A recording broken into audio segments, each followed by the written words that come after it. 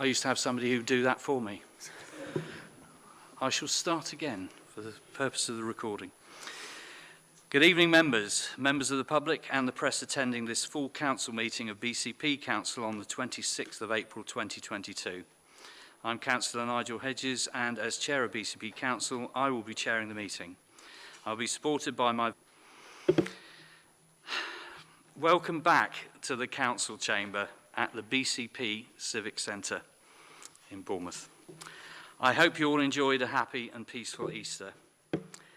There may never be an old normal, but I'm glad that most of us are now creating a new normal that in some fortunate respects can and indeed does resemble the old normal. What I'm trying to say is we're back in the council chamber. It's nice to represent them to the best of our abilities. It is through thorough, diligent, polite debate that we can and must achieve what is expected of all of us. I thank members for their dedication and continuing endeavour to protect and improve living, working and visiting conditions across the whole BCP area.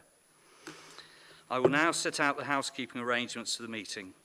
Please note that this meeting is being recorded by the Council for live and subsequent broadcast and will be published on the Council website for a minimum of 6 months. In order to ensure the meeting is managed effectively, please could everyone follow these ground rules. If you wish to speak, please raise your hand to indicate. Where there appears to be consensus in the meeting for a motion, I will ask if there are any dissension. When a formal vote is required, this will be carried out by a show of hands, which requires support from a quarter of the members present at the meeting. For the purpose of the meeting, the wearing of masks is a personal choice. As a matter of courtesy, can members indicate to me if they are actually physically leaving the meeting? So, as a matter of courtesy, can members indicate to me if they are leaving the meeting? I propose to have comfort breaks at 2-hour intervals as appropriate. In addition, I would request that you try and avoid leaving the meeting during the debate. Agenda item 1, apologies. Chief Executive, will you read out the apologies received for this meeting? Thank you, Chairman. I've received apologies from Councillor Sarah Anderson, Councillor Julie Bagwell, Councillor Nigel Brooks, Councillor Norman Decent, Councillor Beverley Dunlop, Councillor Dwayne Farr, Councillor Anne Filer, Councillor Nick Geary, Councillor Peter Hall, Councillor Andy Jones, Councillor Chris Matthews, Councillor Pete Miles, Councillor Susan Phillips, Councillor Roberto Rocca, Councillor Lawrence Williams and Councillor Kieran Wilson. Is it my understanding Councillor Flagg is attending but may be late? Councillor Flagg is here. Welcome. Welcome, member.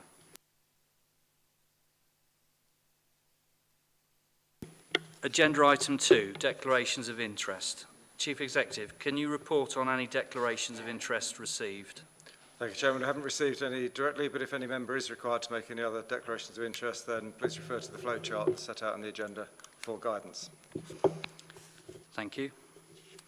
Agenda item 3, confirmation of minutes. Councillors, do you agree to confirm the minutes of the ordinary 2nd of February 2022, subject to the following amendment? Councillor May Haynes being recorded as leaving the meeting at 23:44. Is there any dissension from confirming the minutes, please?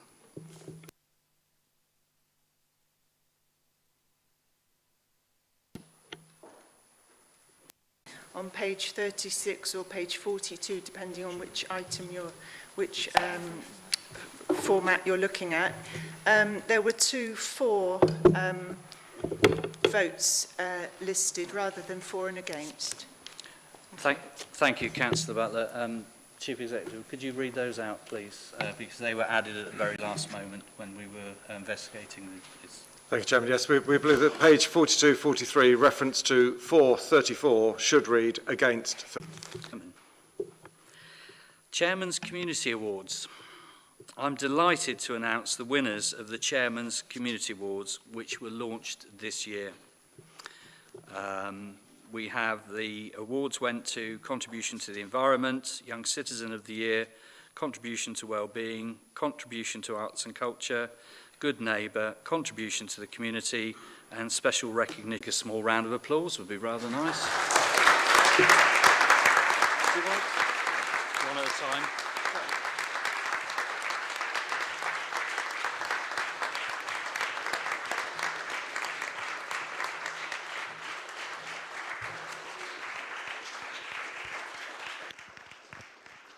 Thank you. Thank you. No. Modern technology. There we go. Right. I've met these people earlier this evening, and I can assure you they're all absolutely wonderful. They all deserve these awards. I don't know. We're all really proud of. Sorry.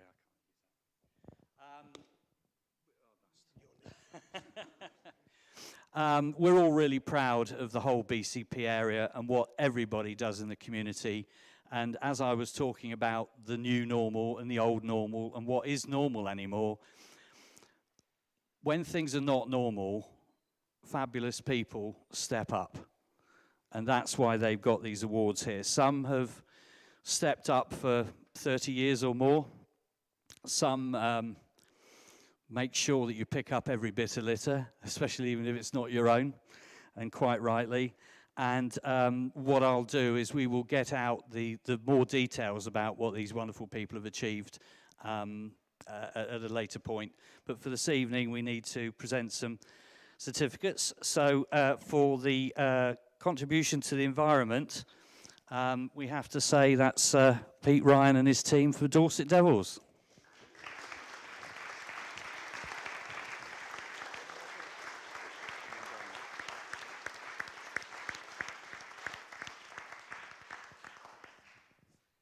Now, I suppose the clue in the title, Young Citizen of the Year, bit of a giveaway, isn't it? Izzy Barnbrook, the Young Citizen of the Year.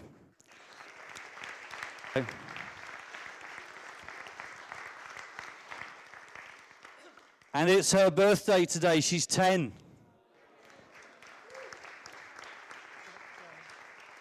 Oh, my word. Oh, bless you. Thank you. Happy birthday.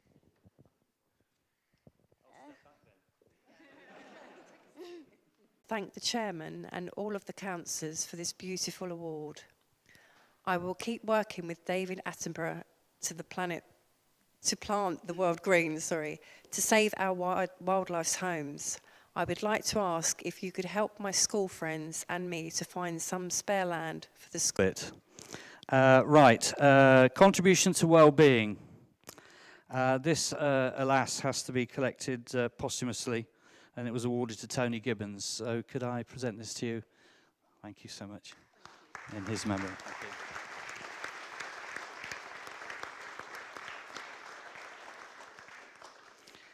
you. We have an award for contribution to arts and culture, but unfortunately the person hasn't been able to attend, so that's Bea Zaradzka. So we'll present that at a later date.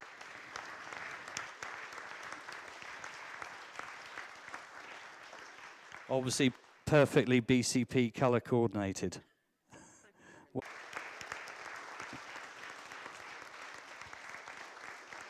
Thank you. And I did mention that some... Thank you, sir. Well done. Thank you.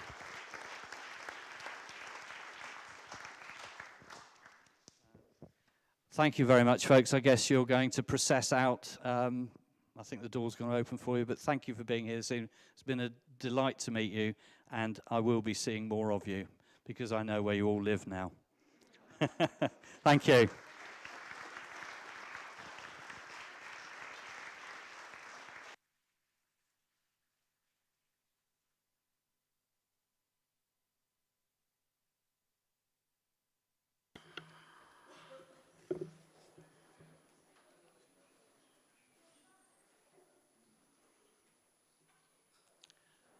Thank you, members. Thank you for that very warm welcome. That was greatly appreciated.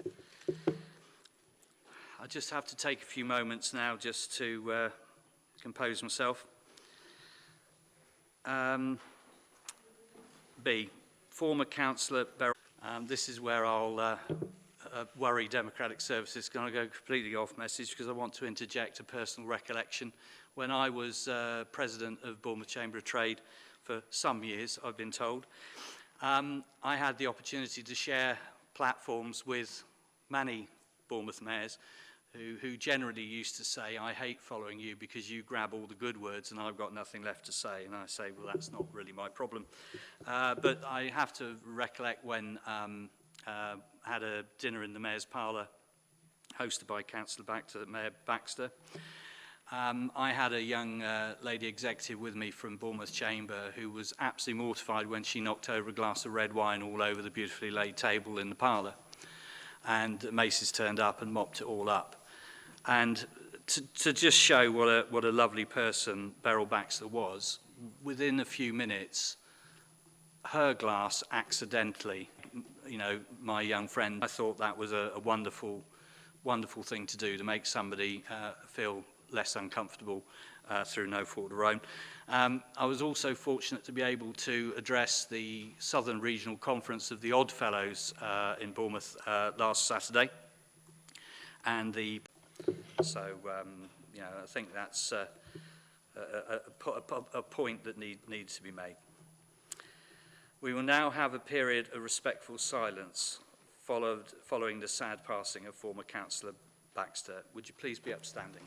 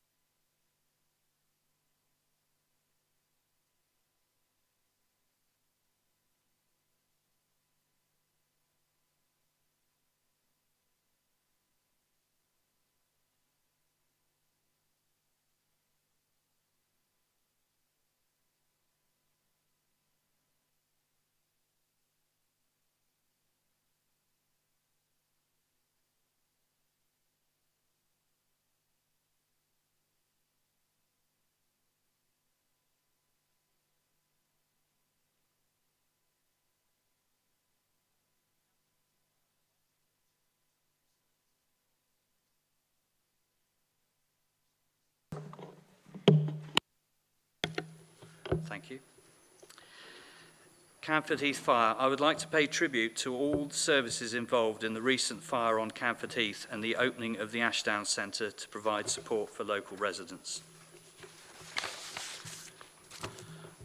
Civic activities. I'd like to take the opportunity to refer to some of the engagements that I have attended since the last council meeting. Attended the High Sheriff of Dorset, Mr Michael Dooley's Harmony Conference at Bournemouth University. Attended the dedication of the new High Sheriff of Dorset, Mrs Sybil Fine-King, at the Arts University, Bournemouth. Had numerous meetings with various charities in the BCP area to endeavour to establish a BCP Chairman's Charities Forum.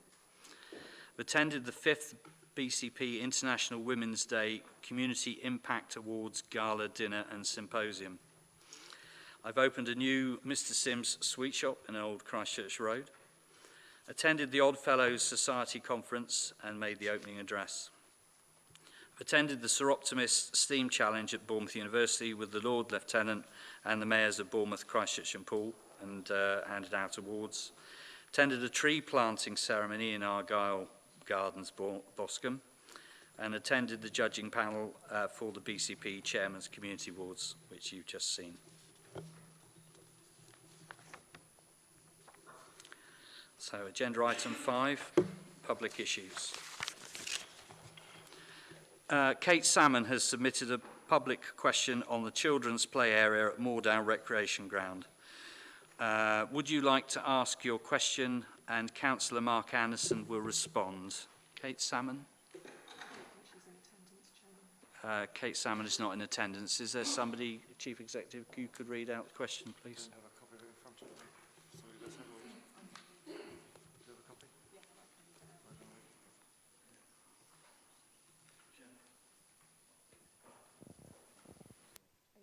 me to read? I'm very happy, please, Mr Tompkins. Thank you.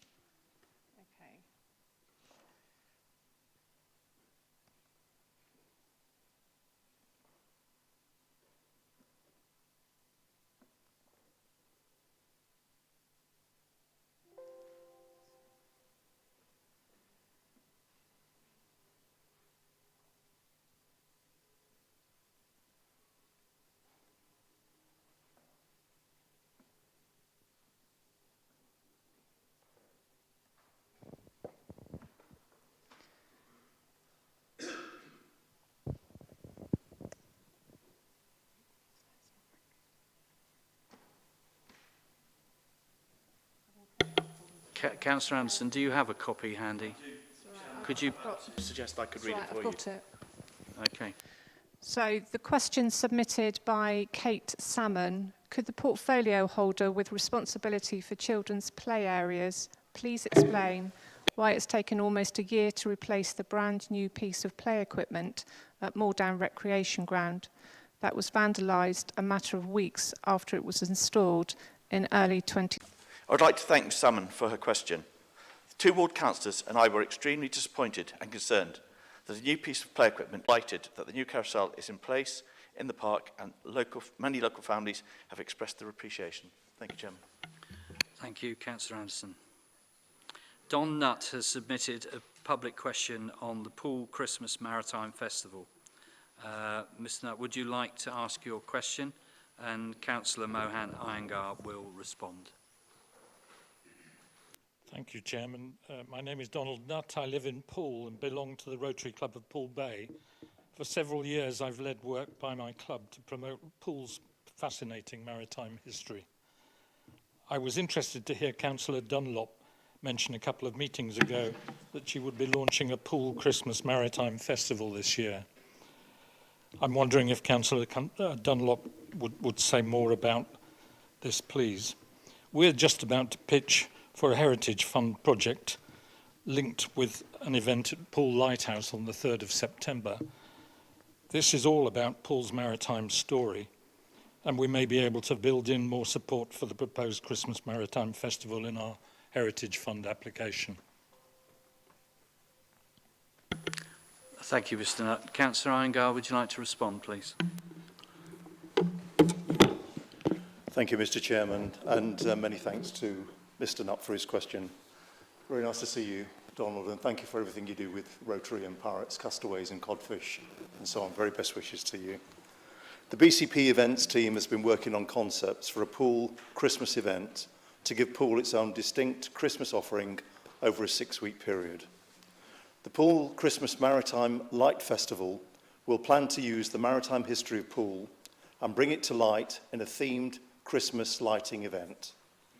Lighting up the gateways into Poole and creating a trail to unveil in the streets, providing the link from the quay to the Old Town through to the Dolphin Shopping Centre and to the lighthouse, using eye-catching installations and immersive attractions.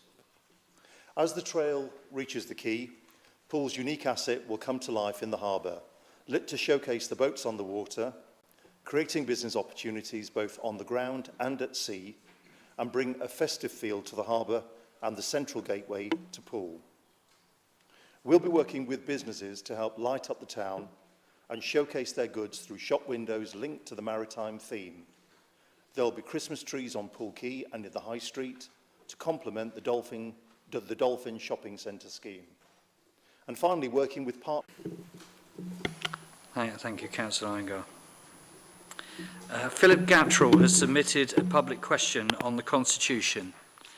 He has asked that his question is read out, and I'd like to call upon the Chief Executive so to do. Councillor Mellor will respond. Chief Executive, please. Thank you, Chairman. I understand Mr Gattrell asks for his question to be read out absolutely verbatim, so please bear with me. Necessary corrections to the Council's Constitution regarding sections 5, S5, MOs, must maintain updated constitutions per 11.3a, page 2.23. Notwithstanding MO disinclination regarding the second item, will the Leader ensure no delay in the following corrections concerning fundamental local authority law? 11.3b, page 2.23, revised narrative by explaining that MOs must always report to full council in the noted circumstances, and Cabinet's separate report, addition to 4.63, incorporate 2015 regulations regarding full council's overriding authority under amended disciplinary procedures for dismissing MO Section 151 officer and CEO. From Philip Gattrell, 19/4/22. Thank you, Chief Executive. Could I call upon Councillor Mellor to respond? Certainly, Chair, and thank you. I'll start by thanking Mr Gattrell for his question. The purpose of the Constitution is to set out for councillors, officers and the public how the council operates, how decisions are made and the procedures which are to be followed by the council. The Constitution cannot overrule any legislative provision. It is neither necessary nor practicable to reproduce all relevant legislative provisions within the Constitution. The Government publishes Acts of Parliament and regulations online which are readily available. To reproduce all relevant regulations within the Constitution would make the Constitution extremely complex and unwieldy. The paragraphs to which you refer in the Constitution relating to reporting requirements under Sections 5 and 5A of the Local Government and Housing Act are considered to be accurate interpretation of the relevant regulations. I do not consider these to be incorrect and therefore do not require correction. With regards to the reference in paragraphs 5.1 and 5.2 relating to the dismissal of certain statutory officers, the 2015 regulations to which Mr Gattrell refers introduced amendments to the 2001 regulations. The 2001 regulations are still the primary regulations. However, to avoid any ambiguity, I shall ask that the words "as amended" are added to these references. Mr Gattrell's attention is drawn to the provisions in Part 3 of the Constitution, Section 8 on page 3 to 17, which provides for detailed arrangements in place for disciplinary matters relating to the statutory officers in accordance with the 2001 regulations as amended. Thank you. Thank you, Councillor Mellor. Alex McKinstry has submitted a public question on the severe weather emergency protocol for the homeless. Would you like to ask your question, please, Mr McKinstry, and Councillor Rampton will respond. Will explain why the severe weather emergency protocol for homeless people wasn't activated the protocol, and whether councillors, spurred on perhaps by members of the public, have any power to intervene. The decision to activate rests in, say, one or two council officers. Thank you, Mr McKinstry. Could I call upon Councillor Rampton to respond, please?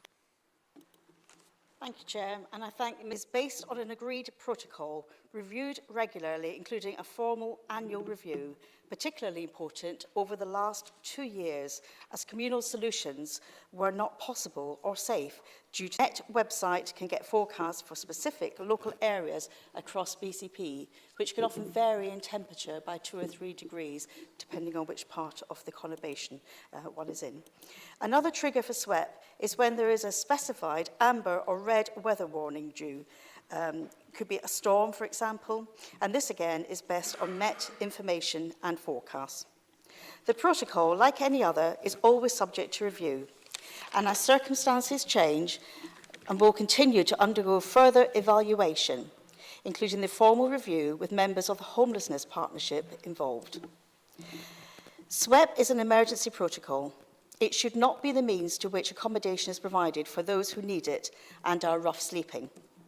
That's why there is regular review of those rough sleepers and why, and where there isn't a straightforward solution to this situation, other solutions are worked up in a multidisciplinary basis. We seek to continually learn from best practice across the country in how we operate SWEP. Pendrell, BCP Council must listen to its residents and voters on the complaints about the performance of the Planning Committee. Some members voting to approve development have actually stated that they do not know the area or have not visited the proposed location. Such members vote without adequate knowledge. Is the Council comfortable with such a lack of due diligence? The Council needs to take steps to ensure the Chairman is impartial and not be strongly advocating developments against the wishes of Christchurch residents and councillors. The lack of a neutral stance is evidenced on the recorded meetings. That's a question from John Pendrell. Thank you, Chief Executive. Can I call upon Councillor Kelsey to respond, please? Thank you, Mr Chairman, and thank you, Mr Pendrell, for your question. BCP Council do listen to feedback about all of its committees, including planning, and will continue to do so. To reassure Mr Pendrell, members of Planning Committee and with site and areas before taking part. The Planning Committee always apply the planning policies to make their decisions using the relevant planning judgments that are applicable in any given part of BCP. All members of the Planning Committee are entirely impartial when making decisions, albeit at the same time recognising that it is not always possible for all parties involved in the planning process to reach an agreement. What does happen in every case is that the public's views are taken on board when any planning decisions are made. Thank you.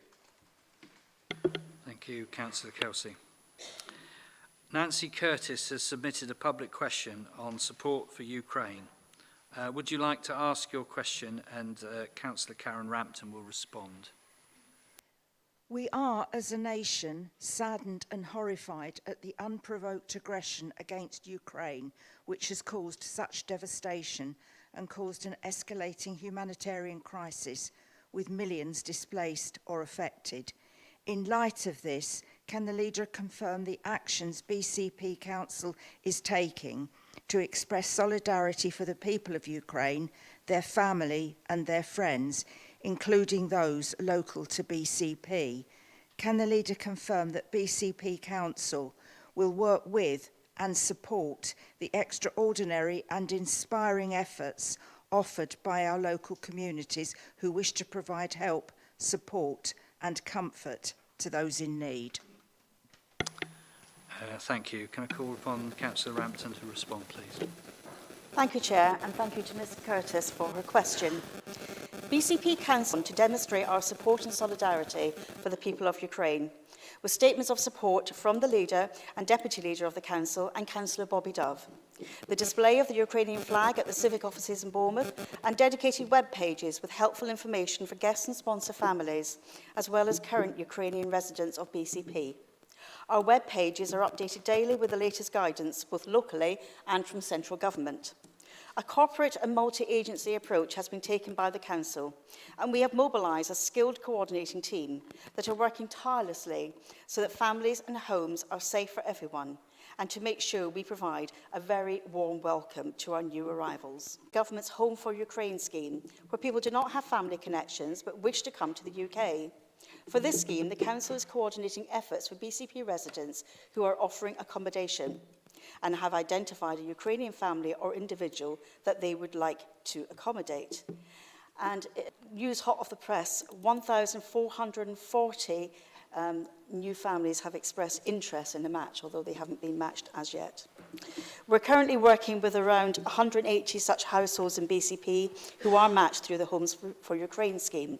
We've now undertaken the majority of the property checks needed, and we're working through all the required safeguarding checks. We have been administering emergency cash payments to households who have already arrived, of which there are approximately 25 so far. We have developed a welcome pack in several languages for the host families and one for the guest families arriving in BCP to help people settle. All supporting families and supporting agencies have these welcome packs, which can be found on our web pages. We have welcome posters in several languages on display at the port, airport and train stations, welcoming our guests on arrival to Bournemouth, Christchurch and Poole. Organisations such as Dorset Race Equality, International Care Network and the British Red Cross are working closely with the Council, doing incredible work, supporting efforts through their established community links in terms of donations, guidance and support. Our statutory partner agencies are also heavily involved in the effort to make sure our new arrivals get the immediate help they need, such as getting children into schools and registering with the GP. We have been overwhelmed by the support of local residents who are willing to open their homes to guests. Once families have arrived in the area and their immediate needs are met, we will be further developing wraparound support over the coming months to make sure that their longer-term needs are met and that they are linked in to the multiple services they might need. And we look forward to more individuals and families arriving into our area over the coming weeks. I'd just like to say, Mr Chair, huge thanks to all our staff and our partners who are involved. They're all going the extra mile. Thank you. Thank you, Councillor Rampton. Ian Lawrence has submitted a public question on parking zoning. Would you like to ask your question, please, and Councillor Broadhead will respond. Ian Lawrence, thank you. Thank you. I'm Ian Lawrence, coordinator of Lowther and Milton Home Watch. My question: 300 resident petitioners. Mark Elkins, Councillor Kelsey, 80% of BCP surveyed, and I agree, parking zoning needs revising urgently. It's unpopular, divisive, and unfair. Typically, Lowther Road has 3 zones for one housing stock. So we request councillors hold a vote to reverse slums, minimal parking and gardens, no extra facilities. Demolishing needed family homes is counter BCP's cleaner, greener and safer and local plan. Better utilise empty shops and offices for all required housing, avoiding enormous carbon cost, needless levelling and rebuilding. Thank you. Thank you. Councillor Broadhead, can I call upon you to respond, please? Thank you, Mr. Chairman. I thank Mr. Lawrence for his question. The parking zones used in the BCP Parking Standards Supplementary Planning document are derived from car ownership data adjusted to reflect accessibility to local services, typically a 400-metre walk distance. Car ownership consequently is higher in areas where residents are less able to travel by modes other than car, and correspondingly lower where access to local services is higher. Where boundaries exist, the possibility will occur for 2 or more zones to interact, such as in Lowther Road. Now, later this year, we will have started work on the new local plan for the BCP region, where we will have further opportunities to adjust policies which we believe may help issues that we are facing around our housing needs. This will include plans for how much parking to require in certain areas and what types of homes should be built where. That's a place where we can get the big policies sorted. However, I would remind Mr. Lawrence that we are simply not providing enough for affordable housing in the region, especially for our young people. The SPV was partly a reaction to that fact. Many of the proposed developments in our urban areas were either not coming forward at all or were having the affordable housing element argued away through viability mitigation. That's not good enough. Not forcing applicants to provide parking in these new developments, and bearing in mind that it's perfectly allowable for them to provide parking if they think that the market requires it, is a pragmatic way of addressing this issue, alongside the reality that in most of these areas, almost half the residents do not have a car anyway. Finally, I only partly agree that utilising empty shops and offices should be the answer, as Mr. Lawrence said, for all required housing.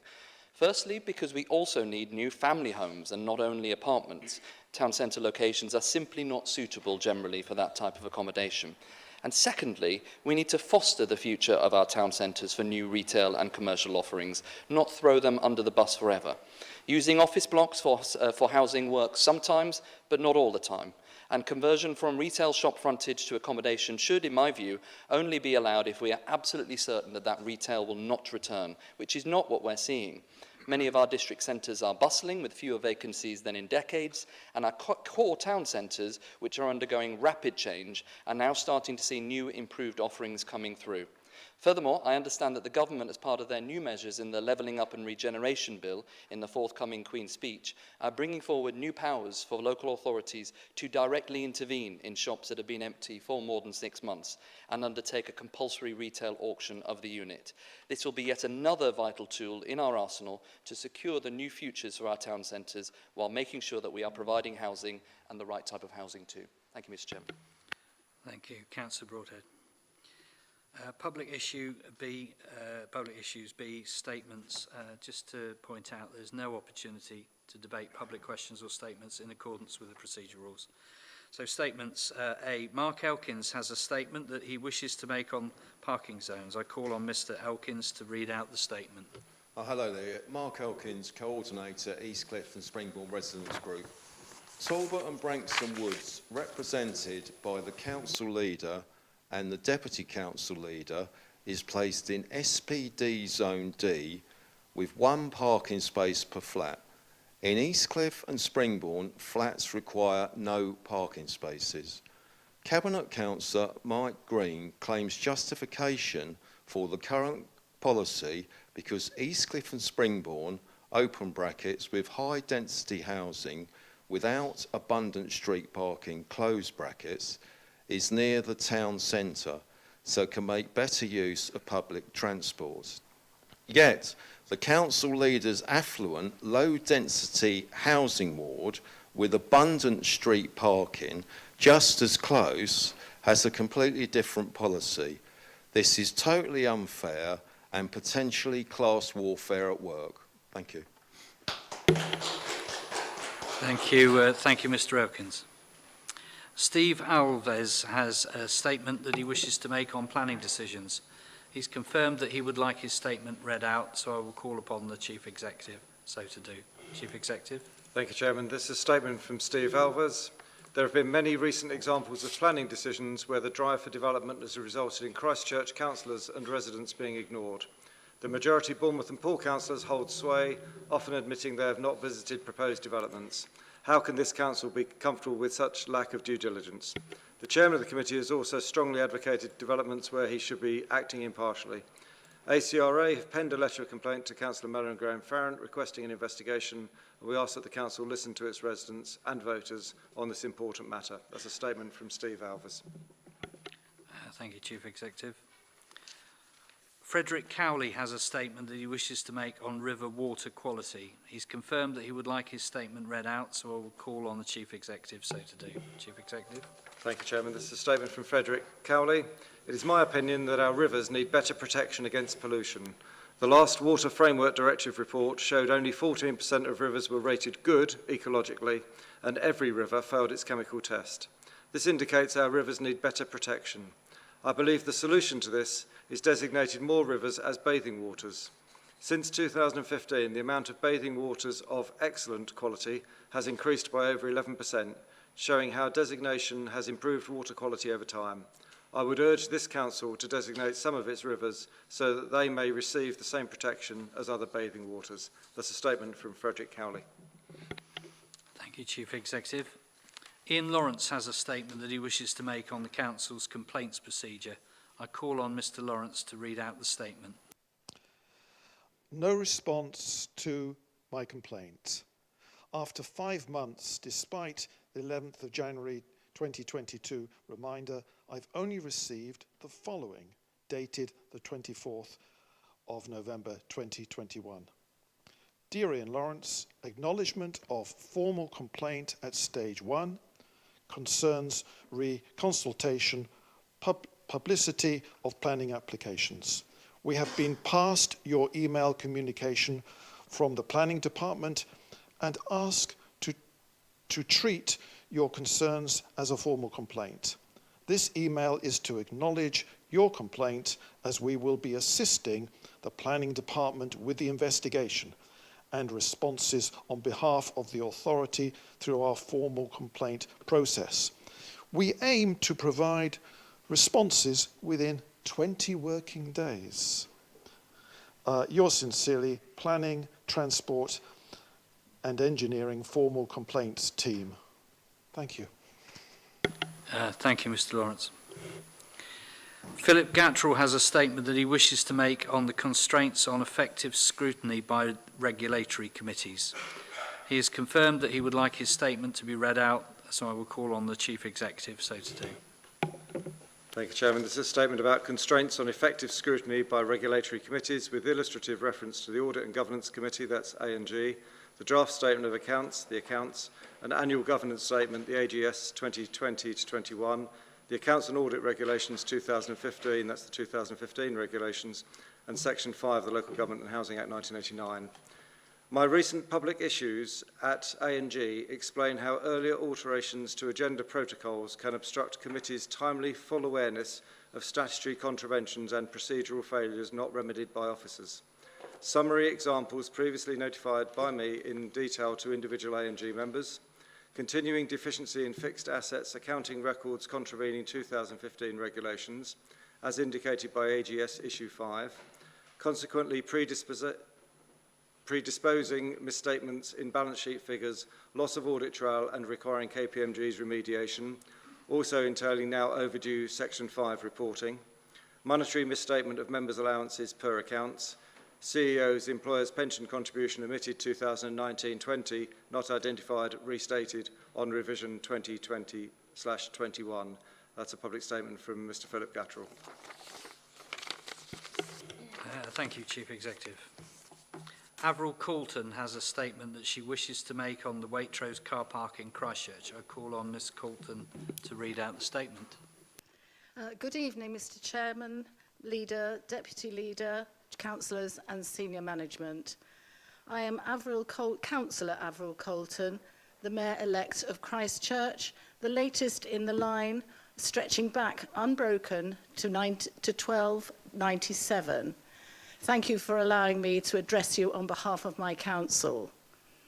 On March the 23rd, 2021, BCP Council resolved not to sell Waitrose car park in Christchurch to a private company.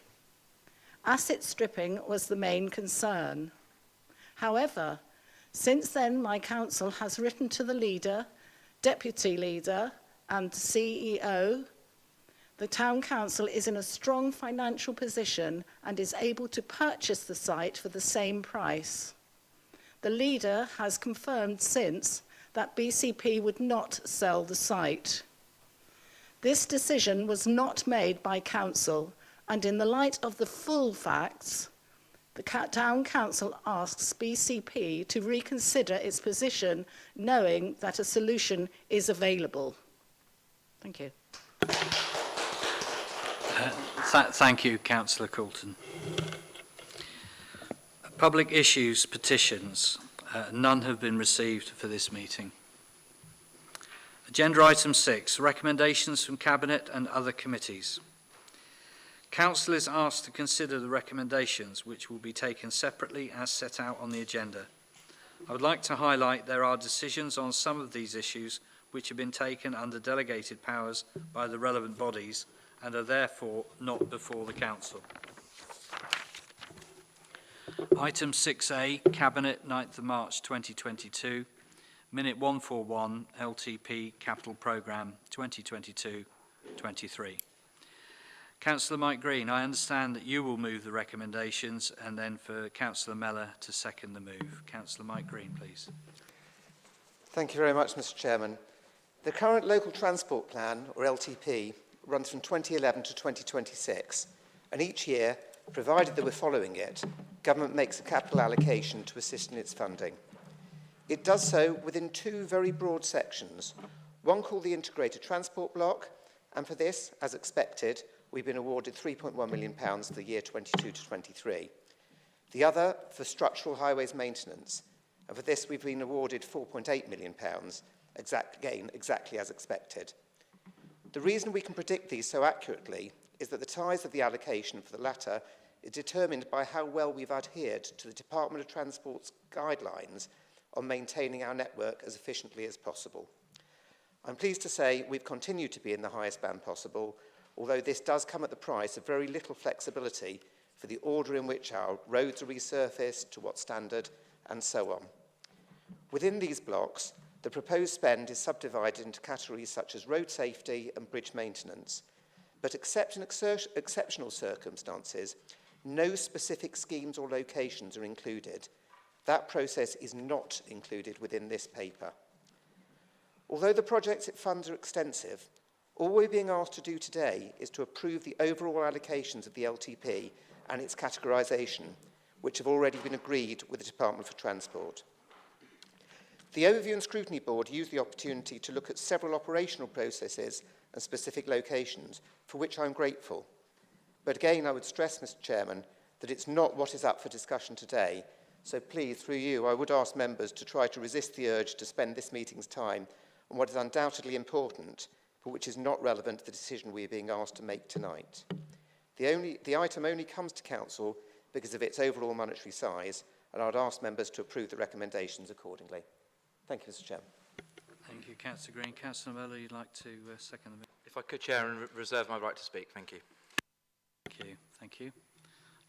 Members, do we have anybody who wishes to speak? Please indicate if you would like to.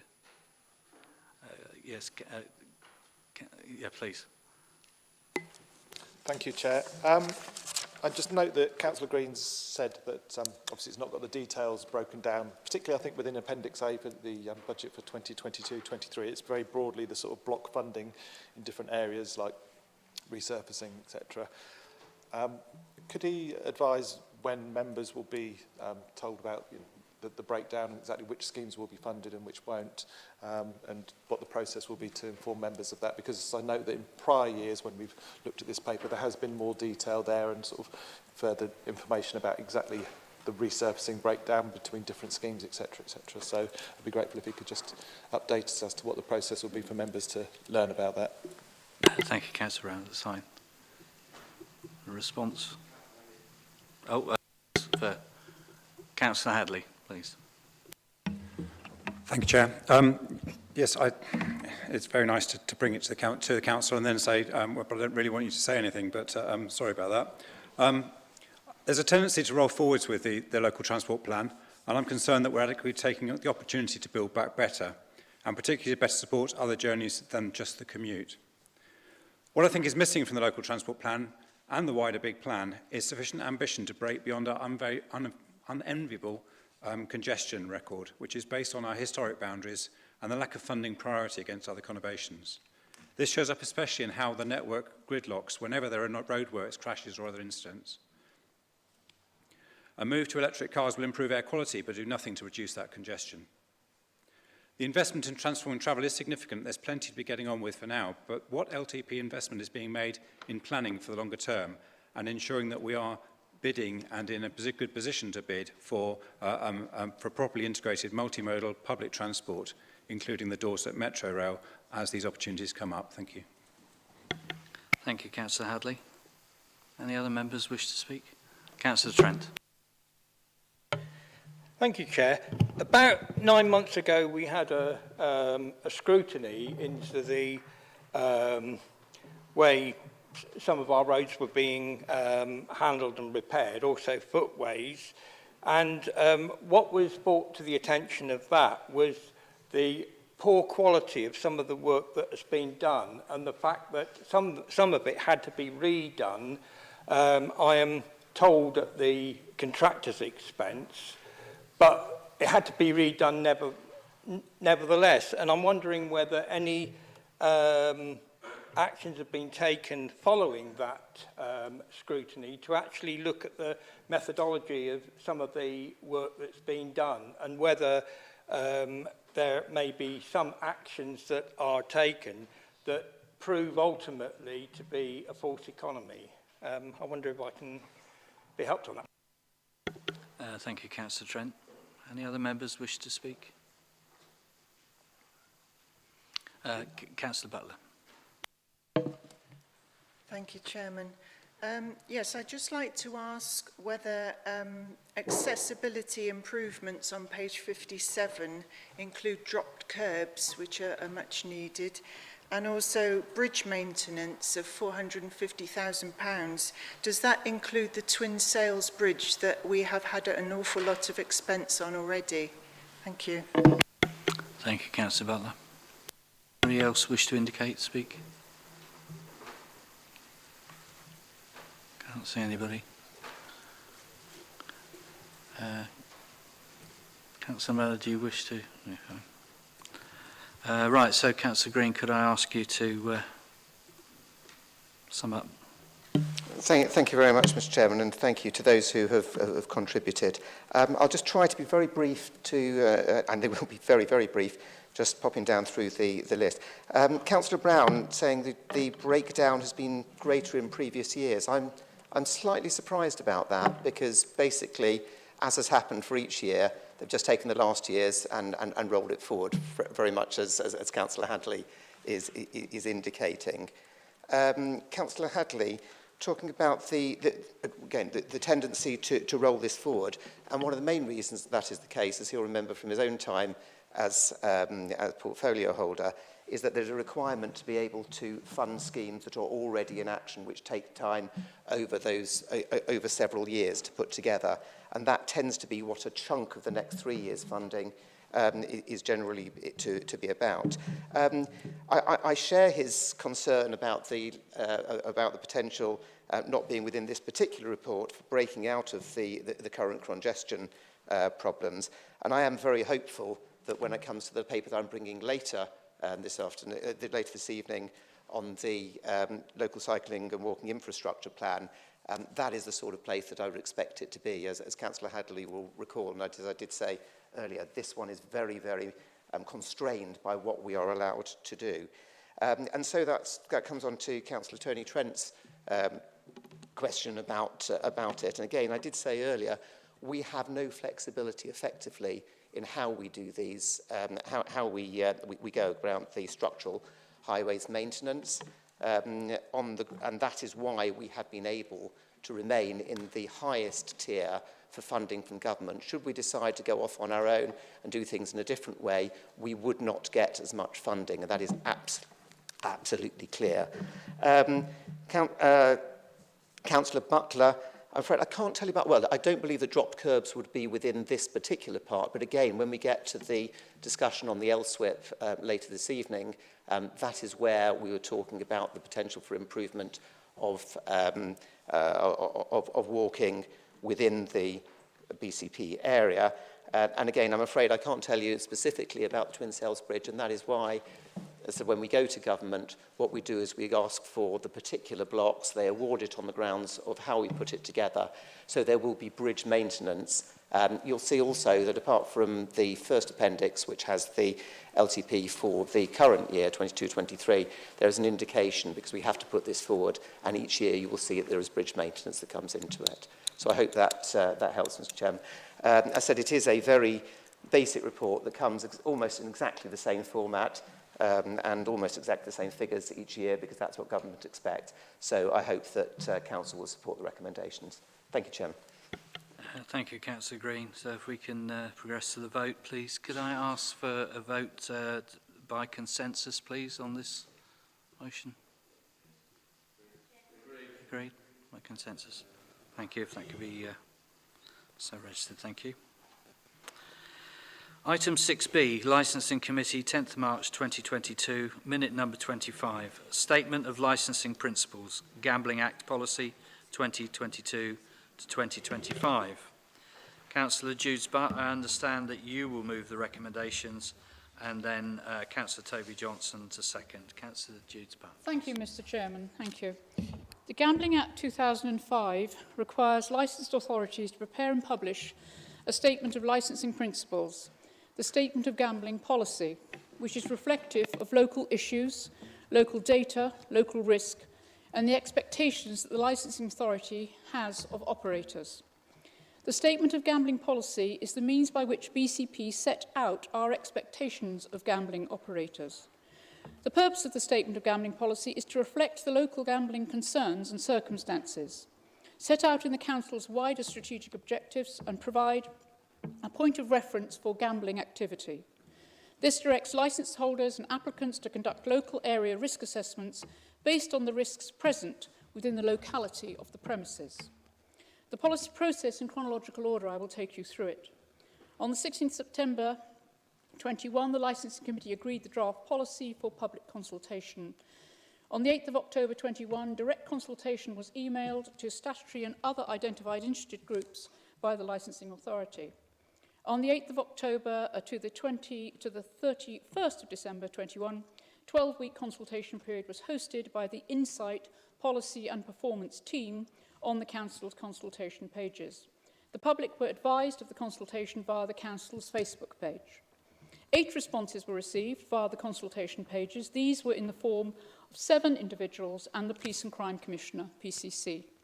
1 direct response was sent to the licensing manager from Goshawk Solicitors on behalf of the Betting and Gambling Council. 26th of January 22, members' workshop consisting of Councillors Bagwell, Kelsey, Johnson, Williams and myself met and considered the responses received. Recommendations were then put forward to the Licensing Committee. On the 24th of February 22, the Equalities Impact Assessment Panel reviewed the full ENA documentation produced during the policy process. The documents received positive feedback and were deemed acceptable. On 10th March 22, the Licensing Committee considered the feedback and members' recommendations.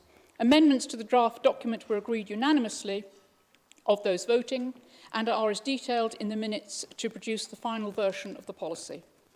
The document as presented has been subject to full public consultation and scrutiny by the Licensing Committee. I now ask that Council ratify the unanimous decision of the Licensing Committee to adopt this document as the standard statement of licensing principles under the Gambling Act 2005. And once agreed for inference, the policy will be in place for a period of 3 years and will be used to support Licensing Committee members when making decisions relating to any Gambling Act applications presented to them. Mr. Chairman, I so propose as recommended, and I believe I have conducted to the very highest standard. And I would also like to give a tremendous amount of thanks to the officers who have helped us through this process. It's been a long and hard slog. I'm sure all members will remember very well the debates that we've had on the previous ones that have gone through. And I would also like to say a big congratulations and thanks to the Chair herself and the former Chairman of the Licensing Committee, both of whom have put in a tremendous amount of work and I believe have put this Council in a terrific place with these licensing policies. Thank you, Chair. Thank you, Councillor Johnson. Any members now like to speak to recommendations, please? Please indicate. Councillor Farquhar. Thank you, Chair. It wouldn't do for me to not speak at the full Council and not ask for some clarification. I'm not, because I'm quite new to this game, I'm not too certain that we could actually record that it was a unanimous vote if there was a vote for an abstention. In my understanding, an abstention is a vote, and I don't believe that an abstention gets added to a unanimous vote. Would you clarify if that's the actual case, please? With respect, Mr. Chairman, my statement was unanimous of those voting. Thank you. Not of the full committee. Thank you, Mr. Chairman. Thank you for that clarification, Councillor. But is that satisfactory, Councillor Farquhar? I did place a vote. Consequently, if it is an abstention, can you actually say it is unanimous of all those that voted? Can I ask the monitoring officer to comment, please? Okay. Chairman, so for it to be a unanimous vote, it must be a unanimous vote of all of those who are eligible to vote and voting. So the abstention would then make it not a unanimous vote, unfortunately. Thank you. I'm grateful to the monitoring officer for her definition. I will then retract that it was a majority vote, bar one individual who abstained for a personal interest. Thank you.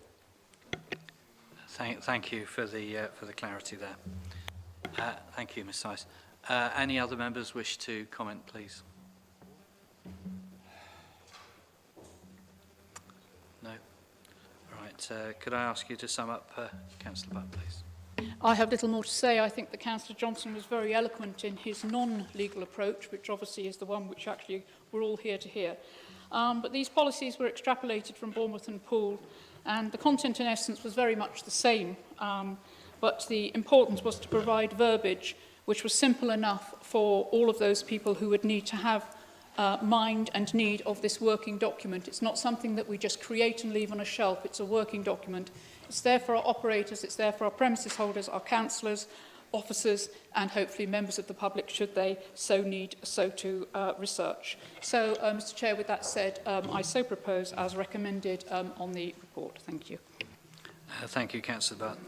Can we move to the vote, please? Can we accept it by consensus, please? Councillor Trent. Yeah, I wish to record my abstention. Thank you. Okay, thank you very much. That's great, thank you. Item 6C, Audit and Governance Committee, 17th of March 2022, minute number 92, Financial Regulations, Annual Evolution of the Financial Year 2022-2023. Councillor Beasley, I understand that you will move the recommendations, and then for Councillor Judes-Butt to second the move. Councillor Beasley. Thank you very much indeed, Chairman. This is a largely procedural measure. It comes to Council from Audit and Governance on an annual basis. The recommendation agreed, I believe, unanimously at Audit and Governance at its meeting on the 17th of March, recommended that the evolutionary annual changes to the BCP Council financial regulations, as shown in Appendix A of the report to Audit and Governance Committee, be approved and adopted. And I so move, Chairman. Thank you, Councillor Beazley. Councillor Judes-Butt, please. Yes, I so second, Mr. Chairman, and I have nothing further to say other than to adopt the procedural matters that has been outlined by the Chairman. Thank you. Thank you, Councillor Butt. Any members wish to comment, please? Councillor Hadley. Thank you, Chair. I did seek some clarification from the Head of Audit and Management Assurance on a couple of points in this paper. I'm grateful for his response because I only asked him yesterday. But one of them was concerning VAT on page 193, because I think that actually should have where this is applicable appended to it, because VAT is not applicable in every circumstance, although as I understand in local government, I'm more used to the NHS. There are less things where you can not pay VAT on services, for example, but there are some in education and particularly in social care.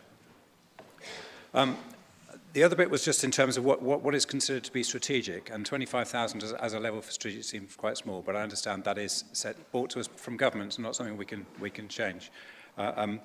And my other concern was around wholly owned companies and the let-out clause that allows them to, that says that they should be following the same financial standards, financial rules, except if their board decide not to, which kind of seems like a complete let-out. And a bit of concern. So I just wonder, in terms of the assurance that the fair opportunities, sustainability, social value, equalities and use of local suppliers applies equally to our wholly owned companies. Thank you. Thank you, Councillor Hadley. Any other members wish to speak, please?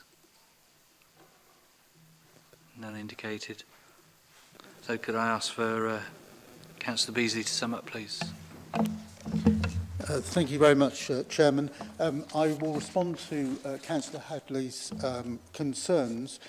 In terms of the first one, which is about the VAT issue, I think Councillor Hadley has asked that the words "as applicable" be added. I'm perfectly happy to accept that very minor amendment.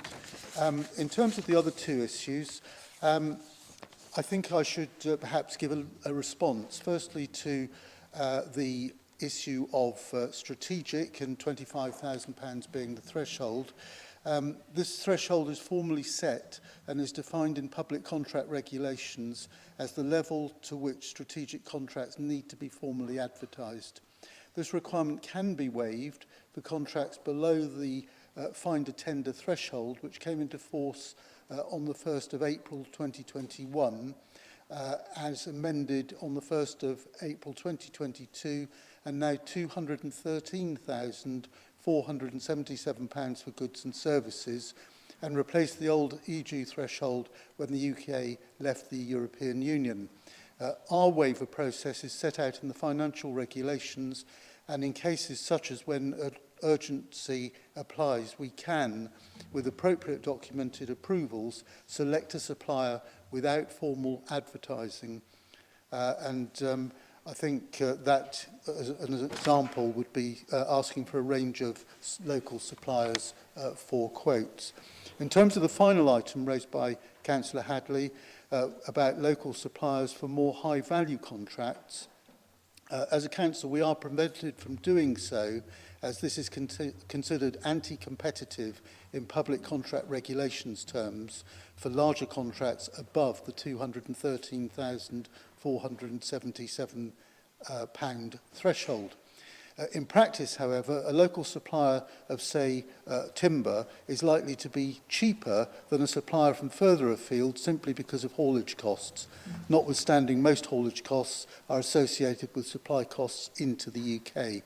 This is particularly the case for most supplies of goods, but is less relevant for service contracts. Some care contracts require suppliers to have a local office by legislation, so open advertising can actually create inward company investment into the PCP area.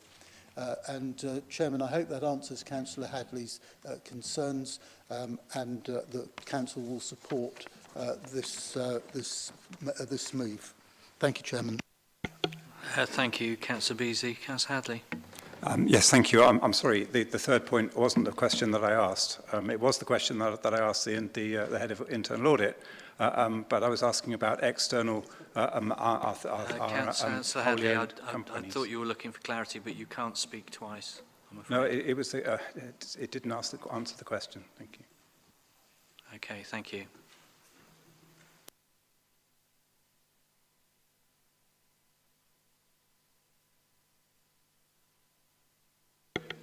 Can I accept this vote by consensus? Thank you. Item 6D, Audit and Governance Committee, 31st of March 2022, minute number 99, development of the overview and scrutiny function. Councillor Beasley, I understand that you will move the recommendations, and then for Councillor Judes-Butt to second the move. Councillor Beasley. Thank you very much, Chairman. Members will recall Council on the 11th of January referred the then proposals to Audit and Governance because of a requirement for wider review of the proposals. There is a very tight timescale to this, Chairman, because the ambition has always been to start the new process from the beginning of the next municipal year, which is next month. In order to facilitate that process, a great deal of work has been undertaken by officers and members, and we decided to have a slightly different process from that we would normally adopt in terms of constitutional review issues. So we therefore bypassed the Constitutional Review Working Group in order to go straight to Audit and Governance with the final proposals. So in the meantime, it seemed appropriate to try our very best to see if there was any hope for some cross-party agreement. And in terms of working up the proposals at that stage, at the beginning of March, the provisional paper was circulated to group leaders in order that they could have discussions with the members of their respective groups in preparation for a cross-party Teams meeting which I hosted on the 9th of March. And the intention of that cross-party Teams meeting was to get all the options out in front of members in terms of their representation, group leaders, the unaligned members, chairs and vice chairs of the Overview and Scrutiny Board and the committees. And the hope at that stage was that we could see if there were areas of concern, and I was hopeful that there might be some areas of consensus. I think the process was useful. I think it meant there was proper engagement at that stage before the issues going to Audit and Governance. And so the final paper was presented to Audit and Governance on the 31st of March. And members will have seen the various options and the detail of those in the papers this evening. So there were three options, and Audit and Governance at its meeting on the 31st of March went for option 3 by a majority vote of 6 votes to 3. So we didn't manage to get to the consensus that I'd been hoping for, but we had a majority which was the best that we could manage at that stage. One of the drivers for this, of course, was what we now all have seen, which is the Local Government Association Corporate Peer Challenge. And I think it might be helpful just to read a very short piece out of the review, where the Local Government Association Peer Challenge states, there are areas where further improvement should be made. Overview and scrutiny, for instance, is not consistently adding value and needs to be reset to deliver on its purpose of ensuring that the Council is open, transparent, accountable and delivers improved policy and services. So we were mindful of that, Chairman, in our deliberations, and I think it was for that reason that we wanted to make sure we included all of the parties and all of the participants in overview and scrutiny before actually getting to audit and governance itself to make a decision, leading to the recommendation that's before Council this evening. So in brief, Chairman, option 3 realigns overview and scrutiny into 4 committees as opposed to the 1 board and 2 committees at the moment. Those 4 committees would be as existing for children's services and health and adult social care, with 2 new committees, one for place and the other for corporate and community, thus dividing the work hopefully more equally and enabling there to be just 6 meetings a year, but for 4 different committees, with 11 members on each of those 4 committees. And the details of all of that are in the papers, as I say, Chairman, and our recommendation is set out on the paper this evening. I so move the 3 recommendations that are before us, and I believe that Councillor Jude Butt is going to second. Thank you, Chairman. Thank you, Councillor Beasley. Councillor Jude, I understand you do wish to second for Yes, me. I do indeed. Thank you, Mr. Chairman. Looking to option 3 then, which is the option that we have in front of us. Sorry, all the paperwork here. It has the capacity for officers to support ONS to the standard which is required in the peer review, which I'm sure you've all read as attached. It provides for members to deliver within required budgets in these cash-poor times. And with the chairs and vice chairs keeping up an informed dialogue across all themes as the group which will, in fact, overview in place of the board, it overlooks the effectiveness of the 4 committees to move forward with a mutually agreed but flexible forward plan, which should be reactive to any required events that may arise, something we don't have at the moment. I firmly believe that the removal of the ONS board is appropriate. The board have had more than the lion's share in themes to explore, and all credit must go to them for their work, especially to the chairman, Councillor Steve Bartlett. They have undertaken a huge workload and delivered. But regrettably, as was observed by the peer review, it has become somewhat bogged down in minutiae of detail, duplication, causing a potential politicisation which was recognised and raised in the peer review. Lastly, the agreement to have 4 bespoke themed ONS committees will allow each committee to grow in its own experience over time regarding its specific discipline, and also that the forgotten half of the overview and scrutiny be properly effective.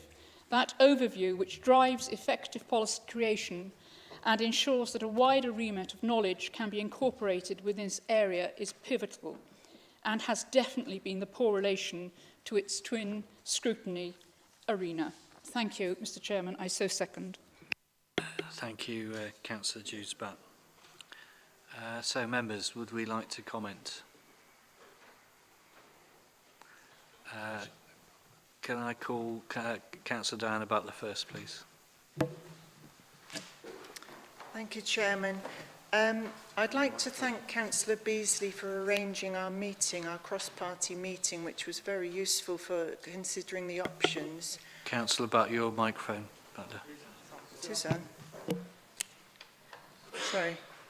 I'd like to thank Councillor Beasley for arranging the meeting for the cross-party councillors for the 3 options. My memory of that meeting was actually that many councillors preferred option 2, and I'm a bit disappointed that this has come through to option 3. Personally, I think that actually getting rid of ONS board completely for that group is a shame, because they've done a lot of good work, and just halving the amount of meetings that they're having at the moment would help enormously, and that came in option 2. So it is a bit of a shame that option 2 wasn't actually considered as the better of the 3. So that's really all my concern. Thank you. Thank you, Councillor Butler. Councillor Allison, please. Thank you, Chair. Members will have received an email from me about 10 minutes ago. I completely agree with the comments of Councillor Butler previously. The option 3 completely reduces the amount of ONS members we have. It means that we won't have any ONS committees that have representation from all of the groups. It's a weakening of our ONS system, and it means that the cabinet that we've got and the administration that we've got at the moment will not be facing as much scrutiny under the new system than they would have under the previous one. And so I've recommended that we go for the option 2 that's set out in the report. Thank you. Thank you, Councillor Allison.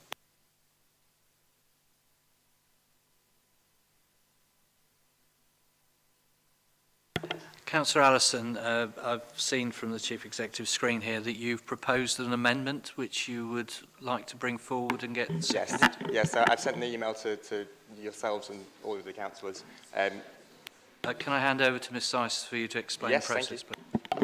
Councillor Allison, if you have an amendment you wish to make, please could you propose it to the full council in open council? Oh, so yes, that it absolutely, can be heard? yes, not a problem, of course. And then for your Yes. seconder to second it as well, please. Yes, not a problem.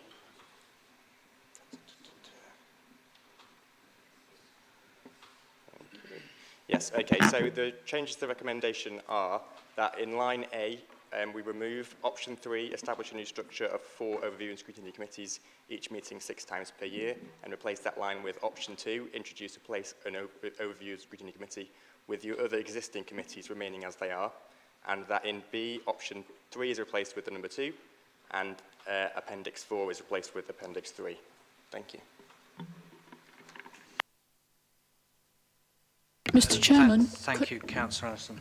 Yes. Mr Chairman, could I ask your indulgence and just a definition, please? I'm struggling a little with regard to an amendment. Perhaps the monitoring officer might assist. An amendment is a change to what we have in front of us. This is a radical departure. This is something totally different. We've got option 3, we're going for option 2. Where's the amendment to option 3 other than replacing it with option 2? I wondered if we could have clarification. I'd be grateful. Thank you, Mr Chairman. Thank you, Councillor Ms Syce.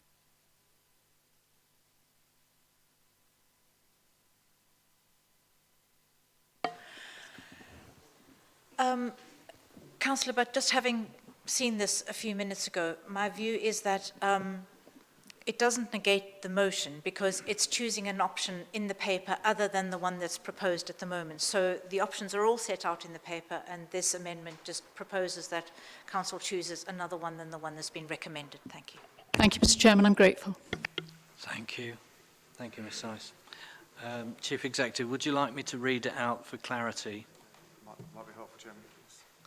So, option 2 introduces a place overview and scrutiny committee with the other existing committees remaining as they are, and be adopted as the future structure of the BCP Council overview and scrutiny function. Councillor Allison, do you have a seconder for that?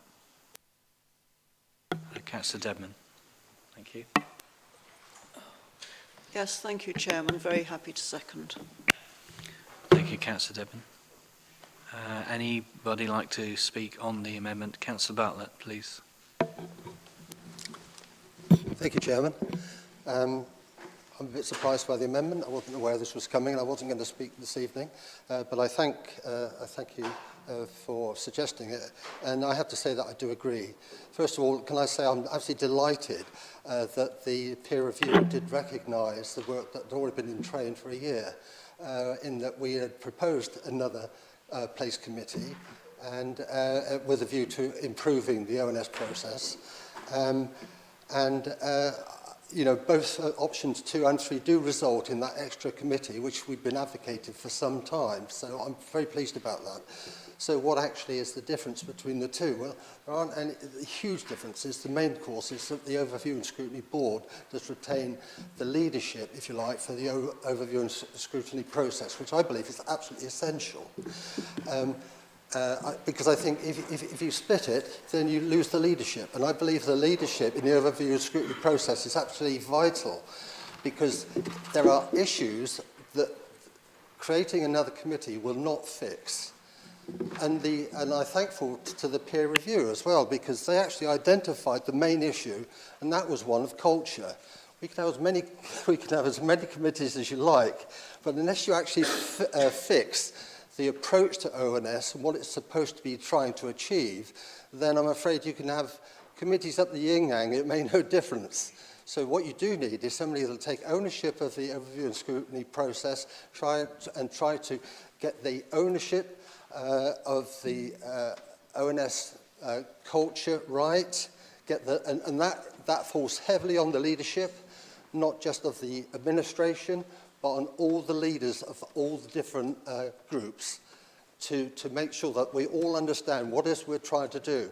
And you know, I have to say, you know, I've heard a lot of expressions about it's not working, etc. Actually, it's worked very well in a lot of respects.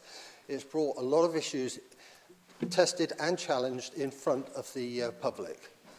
Okay, and that's it needs to be seen. Democracy seemed to be done in public, and it's done that. So, coming back to the main issue, 2 or 3, my view is that we do need leadership through a board that can create and persuade and get those cultural issues right, which were so clearly articulated in the peer review report. So I will support the amendment. Thank you. Thank you, Councillor Butler. Councillor Slade, I understand you wish to...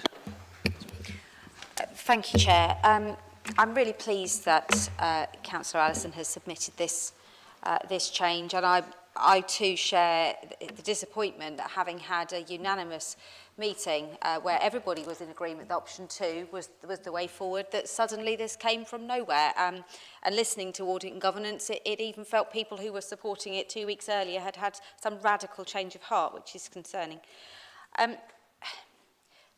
The issues I have, one thing that struck me is this constant repetition about the peer review, as if the ONS board is everything that's wrong with this council. What I find slightly more concerning is in paragraph 5 of the report, it states effective governance workshops were held in November 2020 and April 2021 for all councillors, with support provided by the LGA.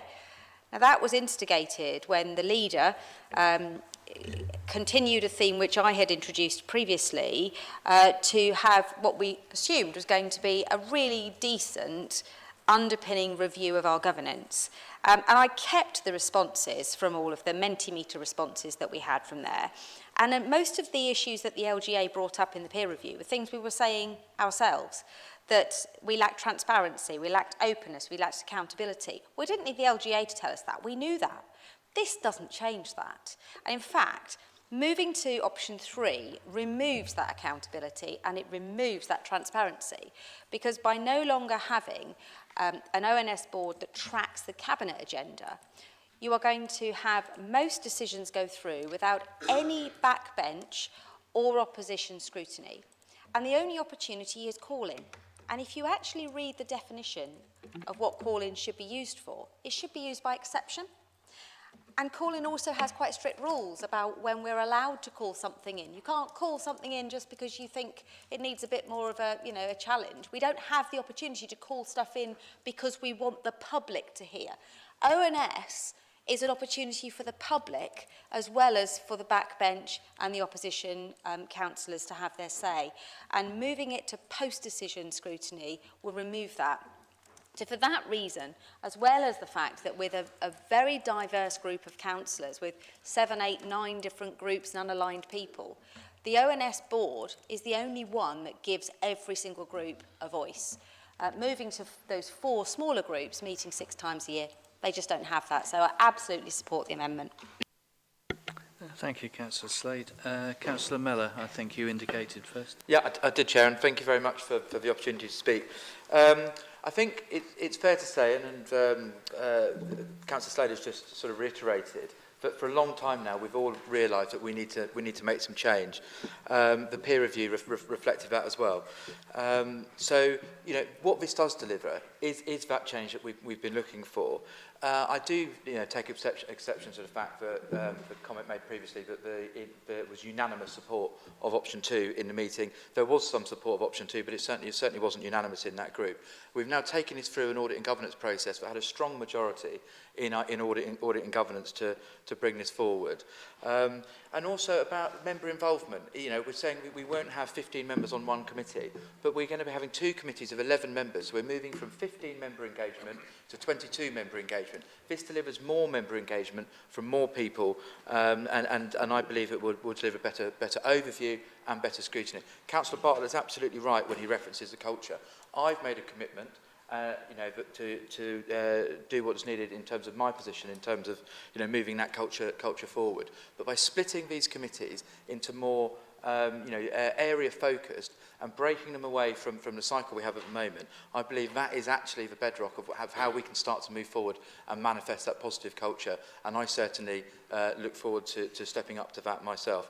So it's really clear this gives more involvement for councillors.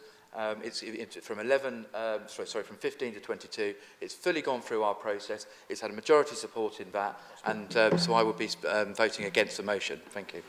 Amendment. Thank you, Councillor Miller. Councillor Fear, please. Thank you, Chairman. As a member on the Audit and Governance, I just thought I'd like to bring a few points that I learnt from the meeting. Looking at these options, option 2, and for some members that weren't at the NG, I just wanted to highlight that option 2 could be perceived as a snatch and grab from the ruling group, because we would actually, as Conservatives, end up with the most seats under this system. Actually, option 3 is, I believe, second out of the 3 chances. So there's that to bear in mind. We're trying to be the adults. We want to push forward. We don't want to have the majority of these seats. That's why it's coming under option 3. We need that balance of overview and scrutiny. And option 3 was the outstanding option with the peer review's findings. At the Audit and Governance meeting, it was a really good conversation. I don't think it was a debate from Councillor Phipps, Cox and Brooke. The questions that they asked moved me to option 3 when I was actually standing on option 2 when we opened this debate. So we've actually already had this cross-party work on this. I don't agree with Councillor Slade's view that there won't be any track of Cabinet, because we will then have 4 overview and scrutiny panels, committees that will be able to track that, and there are functions for Syntax. So for me, I believe that we should vote against this amendment and support option 3. Thank you, Chair. Thank you, Councillor Fear. Councillor Howell, please. Thank you, Chair. I don't wish to repeat anything that's been said. I'd support Councillor Slade and Councillor Bartlett. I thought they spoke very well, but I'd just like to, I can't remember whether there was a request for a recorded vote, so if there hasn't been, I'd like to ask for one. Thank you.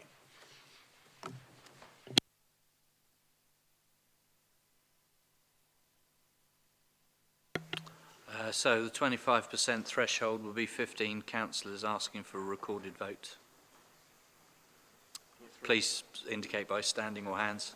I think that's 15, yeah. Thank you, thank you.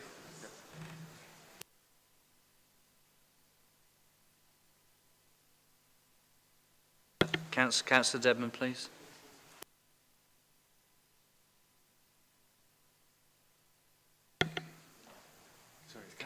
Councillor Dedman, you did indicate. Yes, I did indicate. I'm so sorry, Chairman. I was so busy sitting down again that I didn't catch what you said. We're working you hard this evening. I do apologise. And I still don't catch what you said. You'll have to speak up, I'm afraid. We're working you too hard. I do apologise. I'm sorry. Yes, there's not enough room as well. No, I wanted to pick up on one point, that as far as I remember at ONS, we were unanimous in our recommendation of option 2. So I think they're head shaking. My memory may be false, but I doubt it very much. I would prefer option 2 because I think it does all that ONS should do. And the reason I'm seconding the amendment and supporting it is because I feel that very much in this report, it says at item 21 that, at item 22, the risks can be managed by ensuring that officers are supported to plan for ONS engagement in Cabinet decisions. Now, I am sure that officers would use their best endeavours in that, but I think that the way we work at the moment is far better than giving risks which we don't need to take. So obviously, as having seconded this amendment, I would support it. Thank you, Councillor Dedman. Councillor Cox, I think you indicated.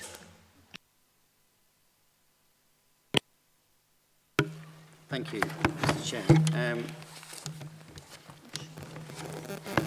I also welcome Councillor Bartlett's contribution. I thought it was very wise words that we should pay heed to. I noticed Councillor Miller wanted more transparency when he was talking about the fact that, in his opinion, that it wasn't a unanimous vote. It did remind me of the fact that Councillor Beasley was specifically asked at the Audit and Governance Committee to note that this was not a unanimous vote and that there were at least 3 that were against the recommendation, and he didn't. So I just want to actually make that point. No, he didn't. I just want to make that point. There was 3 people at the Audit and Governance who were very much against this recommendation, and I think that's important. The point I want to make is that actually the the Overview and Scrutiny Board allows people, allows politicians, councillors to have their say of politics and to have their say on what's going on with the administration. I've served my time on that committee, and I found the culture quite toxic at times. However, it does allow people to have their say. It allows the public to have their say. And if by removing that board and removing that leadership of that board, then you are getting rid of that. And in my opinion, that will then infect the other Overview and Scrutiny committees with politics. By keeping the politics to one board which tracks the administration's decisions, then that allows the other committees to work without politics. And I think that's very important to bear in mind. So I would welcome Councillor Bartlett's contribution, and I would certainly welcome the motion from Councillor Lewis, and I will be supporting it. Thank you. Thank you, Councillor Cox. Councillor Nicola Green. Thank you, Chairman. I think we might all remember this evening, when we look back in terms of the evening when we spent most of our time debating what unanimous means and the different implications of it. So I'm just trying, having gone back through my notes of the meeting of the 9th of March, just to provide a bit of clarity, and I apologise if in fact I muddle things. But there was no unanimous agreement, Councillor Slade, I'm afraid, from my notes. There was, as the leaders said, some considerable agreement amongst those who spoke. It was a representative, it was a consultative meeting. It wasn't a voting meeting, and it wasn't a democratically constituted one. As Councillor Beasley set out at the beginning when he described the process that we'd been through, it was an option for people to explore what was on the table, what might work, what worked well and what didn't work well. And there was some agreement, some disagreement within that discussion. It explored the options and the issues, which is what it set out to do. As at the very beginning of that meeting, Councillor Beasley set out, this would then go on forward to the Audit and Governance meeting on, I believe, the 31st of March. He was very clear about that, as was the invitation to the meeting of the 9th of March, which came out from Democratic Services. So I don't think anybody was under any illusion as to what the process was. I didn't attend the meeting of the 31st of March. I did hear reports, but I very clearly heard Councillor Beasley say this evening that the recommendation that's come forward was passed by 6 votes to 3. So I hope that I have got unanimous used in the right context in neither of those cases. And just lastly, I really hope that we come to the point where we get 4 really well-functioning scrutiny boards looking at areas which really, really matter to our residents. I've seen some terrific scrutiny, both supportive and challenging, through health and adult social care and through children's, and indeed through the main Overview and Scrutiny Board. And I hope the very best of that learning comes through the model that we adopt this evening, and I very much hope it's the one proposed by 6 votes to 3 by the Audit and Governance Committee. Thank you, Chairman. Well, thank you, Councillor Green. Anybody else like to speak to the amendment? Councillor Farquhar and Councillor Brown. Thank you, right, Chair. I think there's some misunderstanding as regards what the unanimous vote was referring to. But that comes to my point. I've heard both the Chair and the Vice Chair of ONS speak as regards their discussion on what was the right solution to go forward. So therefore, I support them in what may well have been, at that ONS board, a unanimous vote that option 2 was the correct way forward. I also support them in the work that they did on ONS, and therefore I will be voting for the amendment for option 2. Councillor Brown, I think you indicated. I'd just like to say I support what Councillor Bartlett said and Councillor Allison's amendment. I think we should just go to the vote now. Thank you, Councillor Brown. Councillor Dove has indicated she wants to...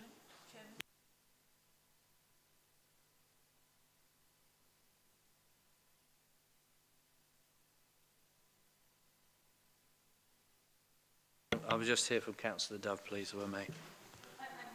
Yeah, okay, we can move to the vote. Point of order, Chair. We can move to the vote, Councillor Faulkner. Thank you.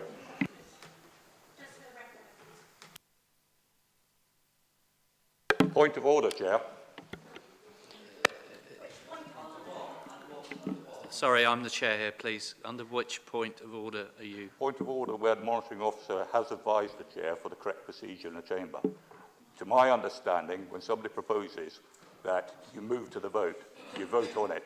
And also to my understanding and recollection, that's what we've done previously in this chamber and elsewhere.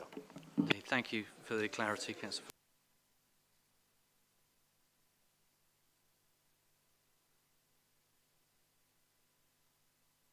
Yes, it is. Yes, it is. Okay. Right, we're going to move to the vote, please. So this will be recorded, yeah? So I just want to check the procedure for moving to the vote, whether we have to have a vote on moving to the vote. We're just trying to find out if we need a vote to move to the vote. Could you just... It's the chairman's prerogative. It's your prerogative. I've had some guidance from my VC as well, but I didn't pick up, Councillor Butt. I'm terribly sorry. I didn't see.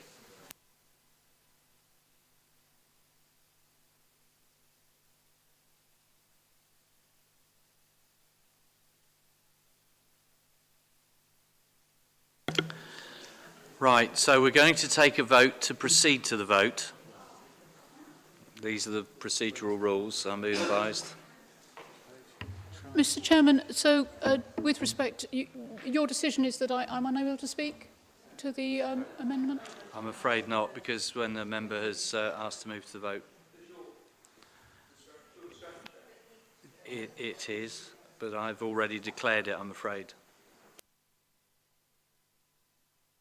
I just then point out to you, Mr. Chairman, that we do actually have a member who has gone for a I can't hear you, comfort break Councillor who Butt. hasn't One returned. second, I will listen to you. 1 second. It's okay. So it says, somebody moves that the question now be put. That's fairly good. Then on the question that should be put, we should move, put the vote to close. Put the vote for the close of motion. The question to be put. If that's passed, then you give the move of the original motion the right to reply, then vote.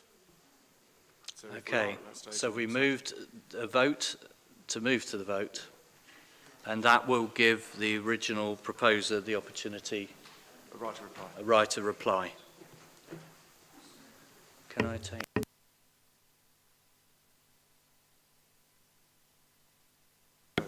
No, I'm sorry, we must move on.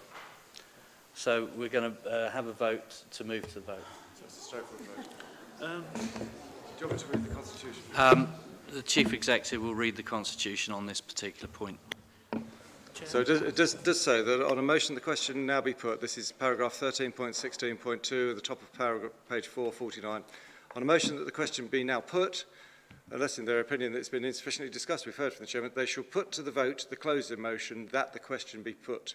And if it is passed, give the original motion, the move of the original motion the right to reply before putting the motion to the vote. So the procedure is, you take a vote, if that says yes we want to move to the vote, then the move of the original motion has the right of reply, then the vote is then taken on the substantive motion, or in this case the amendment. So Chairman, can I invite you to take a vote from the Council about whether to move to the vote? Right, I'd like to Sounds invite you to bureaucratic, vote to move to the vote, please. So it's all those in favour? All those in favour, counting.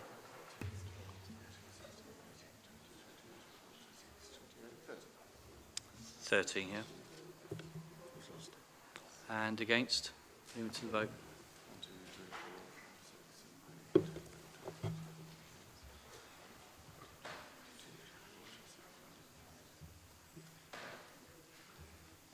7, 8. Chairman,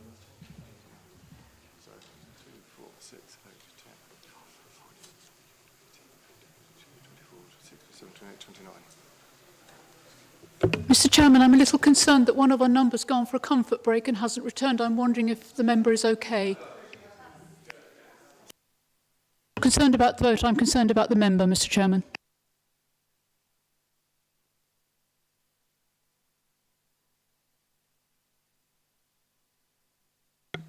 Wrap up. Right, the mover of the amendment now gets a chance to wrap up. Councillor Allison, please. Original motion, sorry.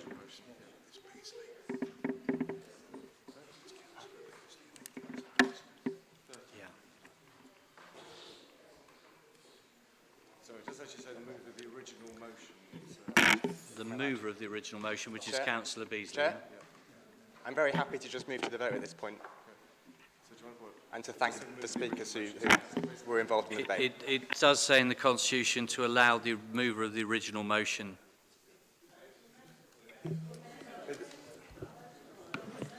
So I think the Constitution is silent on the procedure for moving to the vote if it's on an amendment. The Constitution actually reads, and if it's passed, give the move of the original motion the right of reply. So if we're being true to that, the original motion was Councillor Beasley moving the original motion. As far as I can see. You could interpret it differently. Oh, where is that then? Yeah. Yes. So, Councillor Allison has already indicated that he wishes to go straight to the vote, so then Councillor Beasley gets the chance to speak as the mover of the original motion.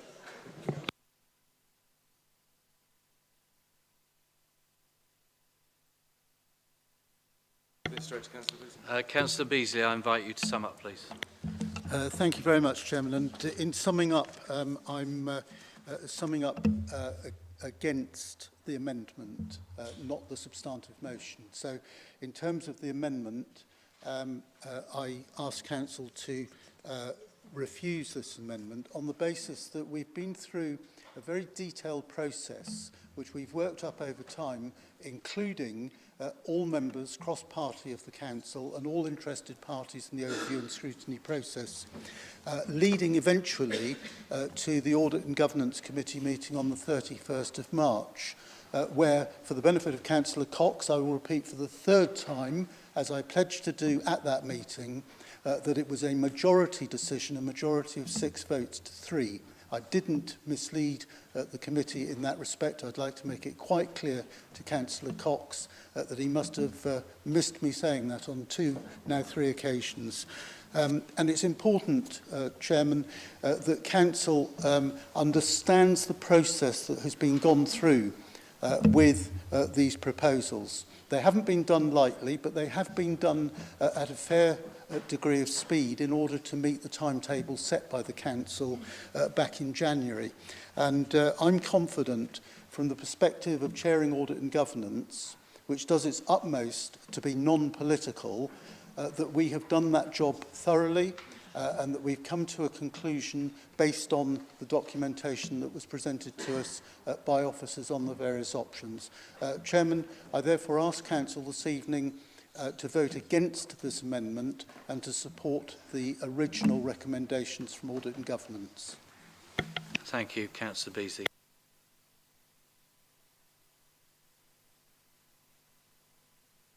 Right, so now we move to the recorded vote on the amendment. Thank you, Chairman. So this is a recorded vote on the amendment proposed by Councillor Lewis Allison. So if you're in favour of the amendment, please vote for. If you are against the alternative is to abstain. Councillor Hazel Allen. Okay. Councillor Lewis Allison. For. Councillor Mark Anderson. Against. Councillor Marcus Andrews. For. Councillor Steve Barron. Councillor Stephen Bartlett. For. Councillor John Beasley. Councillor Derek Borthwick. Councillor Philip Broadhead. Councillor Mike Brooke. For. Councillor David Brown. For. Councillor Simon Bull. For. Councillor Richard Burton. For. Councillor Diana Butler. For. Councillor Daniel Butt. Against. So I'll record that as against. Yes. Councillor Judy Butt. Against. Yes, that was against. Thank you. Councillor Eddie Coop. Councillor Mike Cox. For. Councillor Malcolm Davies. Councillor Leslie Dedman. For. Councillor Brian Dion. Against. Councillor Bobby Dove. Councillor Millie Earl. Councillor Jackie Edwards. Councillor LJ Evans. For. Councillor George Farquhar. For. Councillor Lawrence Fear. Councillor David Flagg. Councillor Sean Gabriel. Councillor Mike Green. Councillor Nicola Green. Thank you. Councillor Andy Hadley. For. Councillor May Haynes. Councillor Paul Hilliard. Councillor Mark Howell. For. Councillor Mohan Iyengar. Councillor Cheryl Johnson. Councillor Toby Johnson. Against. Councillor Jane Kelly. Councillor David Kelsey. Councillor Bob Lawton. Councillor Marion Le Pedvin. For. Councillor Lisa Lewis. For. Councillor Rachel Maidment. Councillor Simon McCormack. For. Councillor Drew Mellor. Councillor Sandra Moore. Councillor Lisa Northover. Councillor Margaret Phipps. For. Councillor Karen Rampton. Councillor Felicity Rice. For. Councillor Vanessa Ricketts. Councillor Chris Rigby. For. Councillor Mark Robson. Councillor Vicky Slade. For. Councillor Anne Stribley. Councillor Tony Trent. For. Councillor Mike White. Councillor Tony O'Neill. Against. Councillor Nigel Hedges. Against. And Councillor Hazel Allen. Thank you. That was 30-29. You got? Yeah. Richard? Got 30. 30-29. Yeah, 30 in favour. Yeah. Yeah, it was 30 in favour, 29, so the amendment is carried. There's 30 in favour, 29 against. The amendment was carried.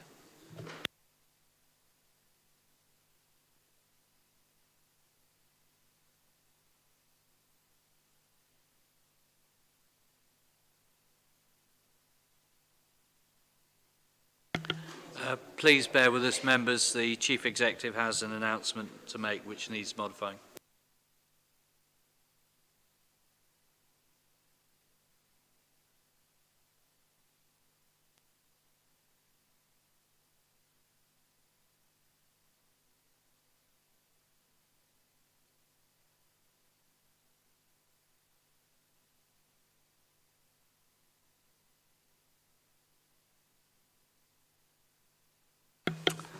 Right, so the amendment becomes a substantive motion and we'll debate the amendment now. So I'd invite members to indicate if they wish to speak to the amendment.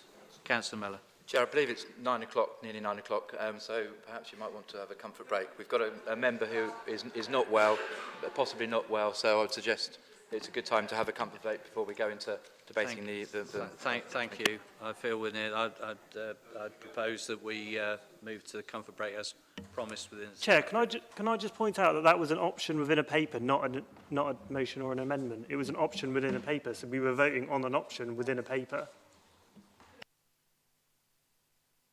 So it technically passed. This is your judgment, Mr. Chairman. Well, if we debate.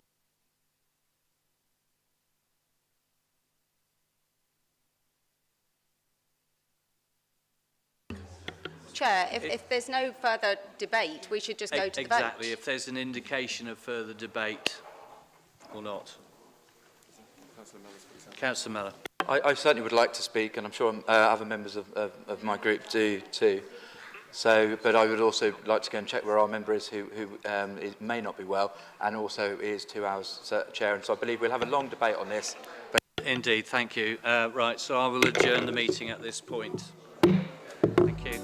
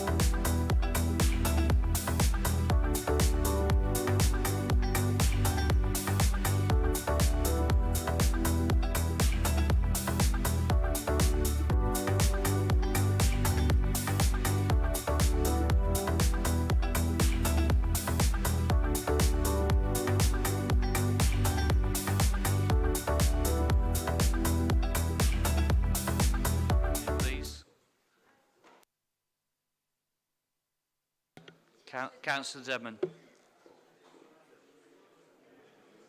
What a No, it's a general point, Chairman. Can we have an update on the health of council? Can we have an update on the health of Can we have you in your seats and quiet? Councillor Dedman. It's not a matter of discussion. Where's everybody else? How are we missing so many people? I don't know. I don't know. Somebody's pretty buggered up. I mean, I nearly didn't come to Right, so nobody's indicated they want to debate the motion as amended, so we'll move straight to the... Oh, hello.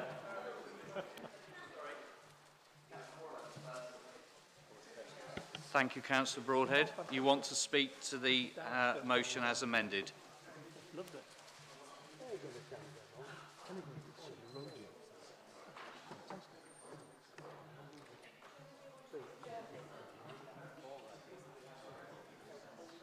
Yeah, as soon as on TV, that's the first time I've seen it live. I call Councillor Broadhead. Do we have a medical issue?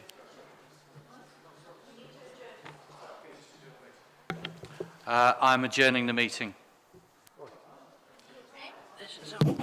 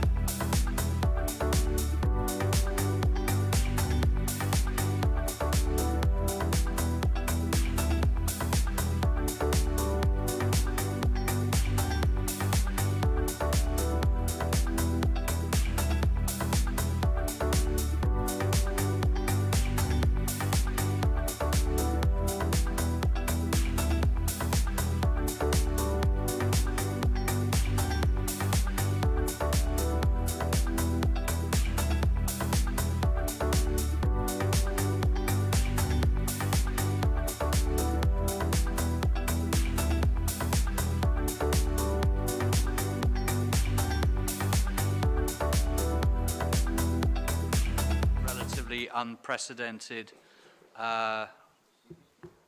number of factors.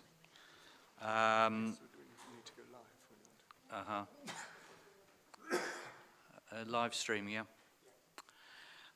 Thank you for your indulgence, members. There's been a conflicting number of factors with equally various streams of options that we have available to us. In consulting a number of people in the room, I'm going to adjourn this meeting and recall it on at 6 p.m. on the 10th of May before the full council AGM, but we have one item of business which we want to put through, and my understanding is it should be a consensus. Can I announce? The very last item on the agenda this evening was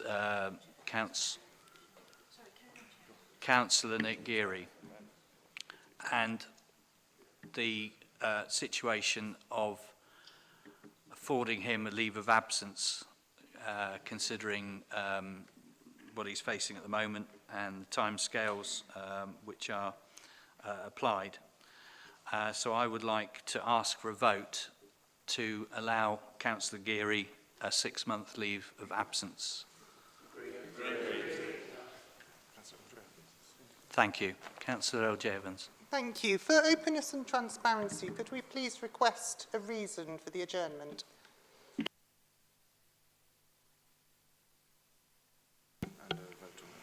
Well, we need a motion and then a vote on that. So we have a motion. I believe you're proposing that, Chair, and I'll happily second that. Thank you. Thank you. Take a vote for adjourning the meeting. Can we have a show of hands, please? Sorry, was there a reason? I think Councillor Evans had requested a reason for the adjournment if we don't know what we're voting on.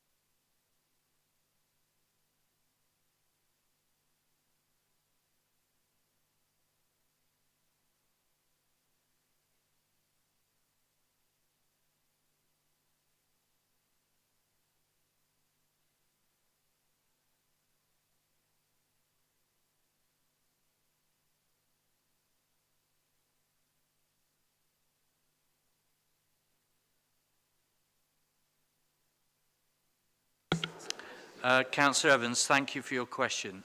It's a health and safety risk assessment.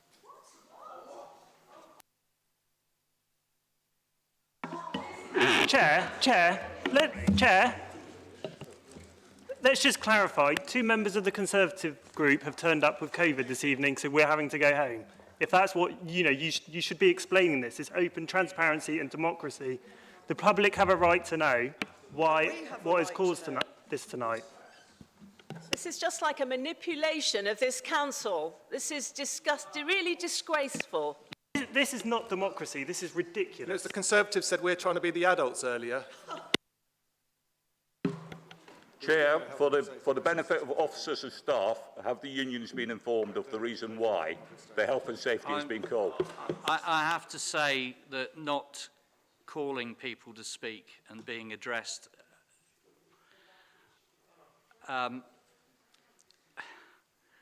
you can detect the fact that there are many issues which have caused the Democratic team serious concerns.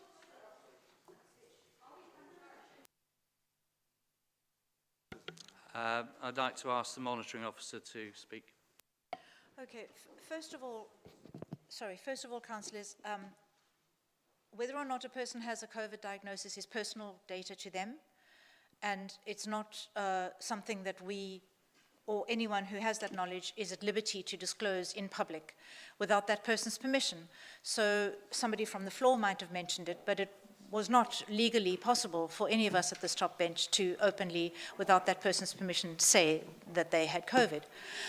The other thing, just to say that, as the chair, I think, is trying to explain, various calls from the floor without proper order and proper process is not showing respect for the chair and really creating chaos within the meeting.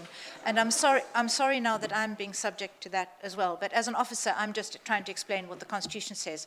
So I really feel for us to get through this, it would be a good idea for us to take things in turn, for those things to be addressed according to the procedure, and hopefully we can resolve it. Thank you.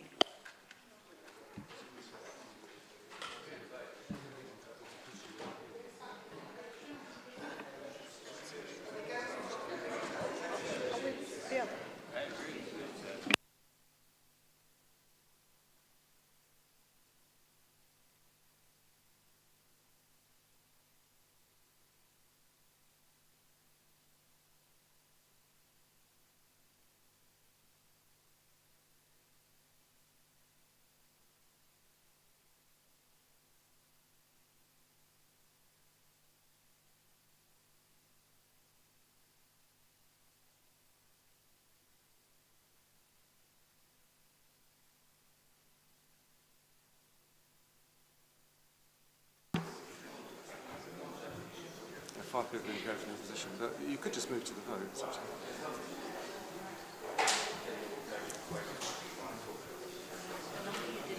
Yeah. Well, I'm going to ask them to speak then. Okay. Thank you very much, Chair. I asked a question as regards the democratic services, the officers and staff who are employees of local government. The members here are not employees. Will this incident be reported through RIDA? And will there be an investigation into why our members, and, our staff and officers were possibly put at risk in this chamber? So that was a question? Yes. Statement, no. Councillor Dedman. Thank you. Thank you, Chairman. Can you tell us if we are in danger and should we go for a COVID test? Well, I'm sorry, who was R-ing? Is that respectful when we're all told to go home because we're in danger of health issues? And can I state that Councillor Green is being very disrespectful?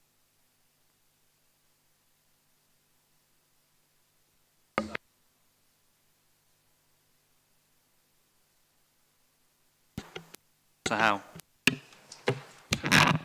Yeah, I'm not trying to make this political. This is clearly an issue that's come about because of the exceptional nature of COVID and the attitude that the government has taken in terms of how we hold meetings. So it's a situation here where the Conservative group want to bring in members who have COVID so that they can win a vote. That's perfectly legal under the current situation.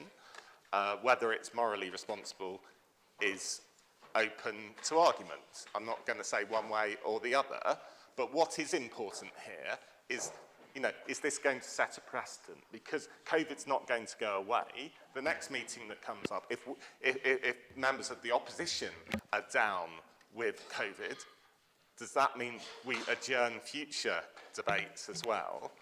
This is, hopefully this will get some national attention and it will be considered by Parliament as a real issue, because this is really affecting how we do democracy, and we must have some consistency going forward. I wouldn't like to see us just fudge a decision to get through without understanding, what the rules are going to be going forward. Thank you.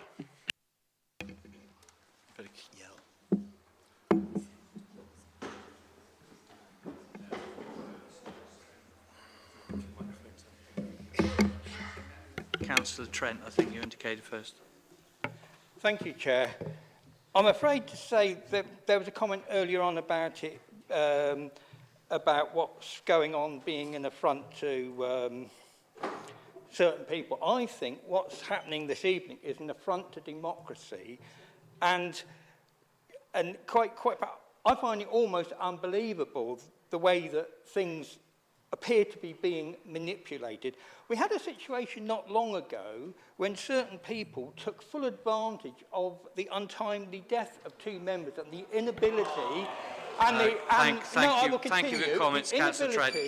to hold by-elections. Thank you very much. To restore the balance. Thank you very much, And Councillor Trent. I think that what is happening here is an affront to democracy, and it really just goes to show Thank you that for your, there are some people who shouldn't be here. Thank you for your contribution, Councillor Trent. Councillor Flagg, you indicated next.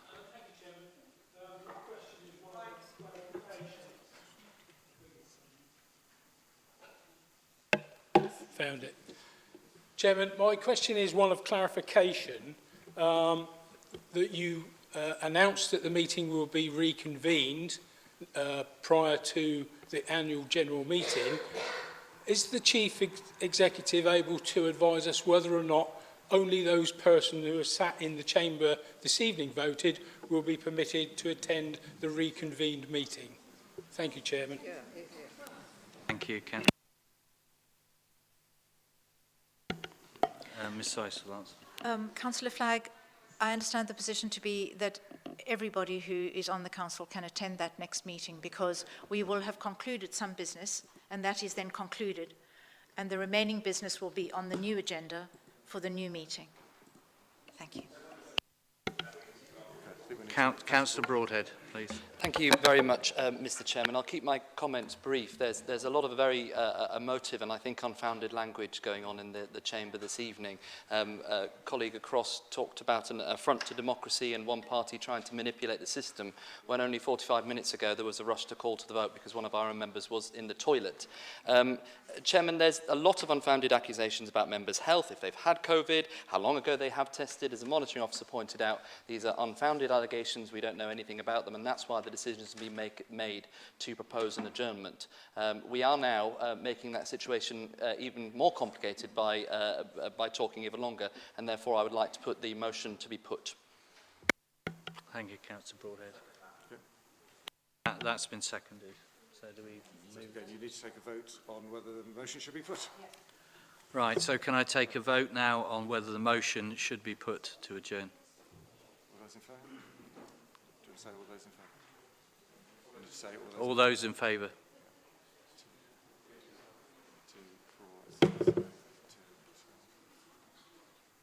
23, 24, 26, 28, 29, 30. 30? Those against?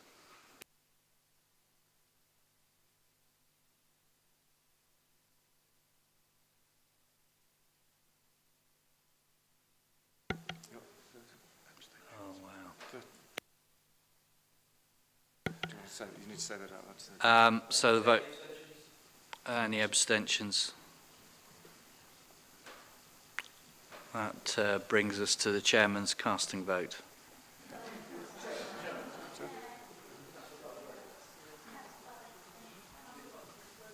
Sorry, I can't hear you. Would somebody like to ask? I can.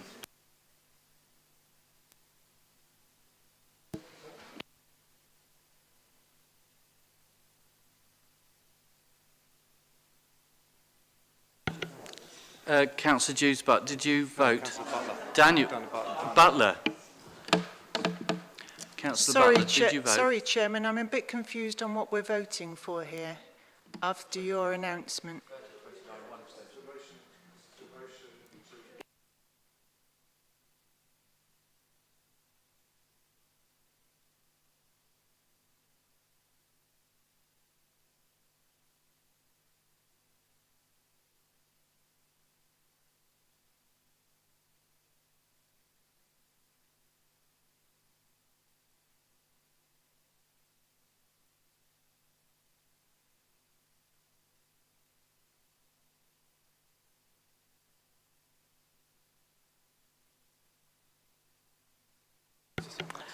Councillor Butler, did you vote?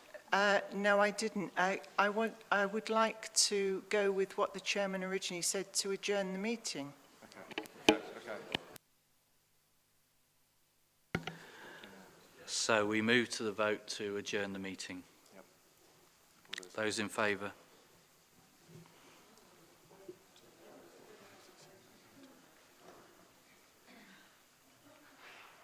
Yeah, that's 31. 31, I've got.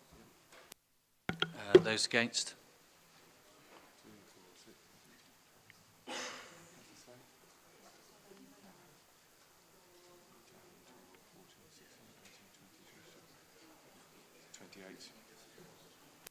28. Any abstentions?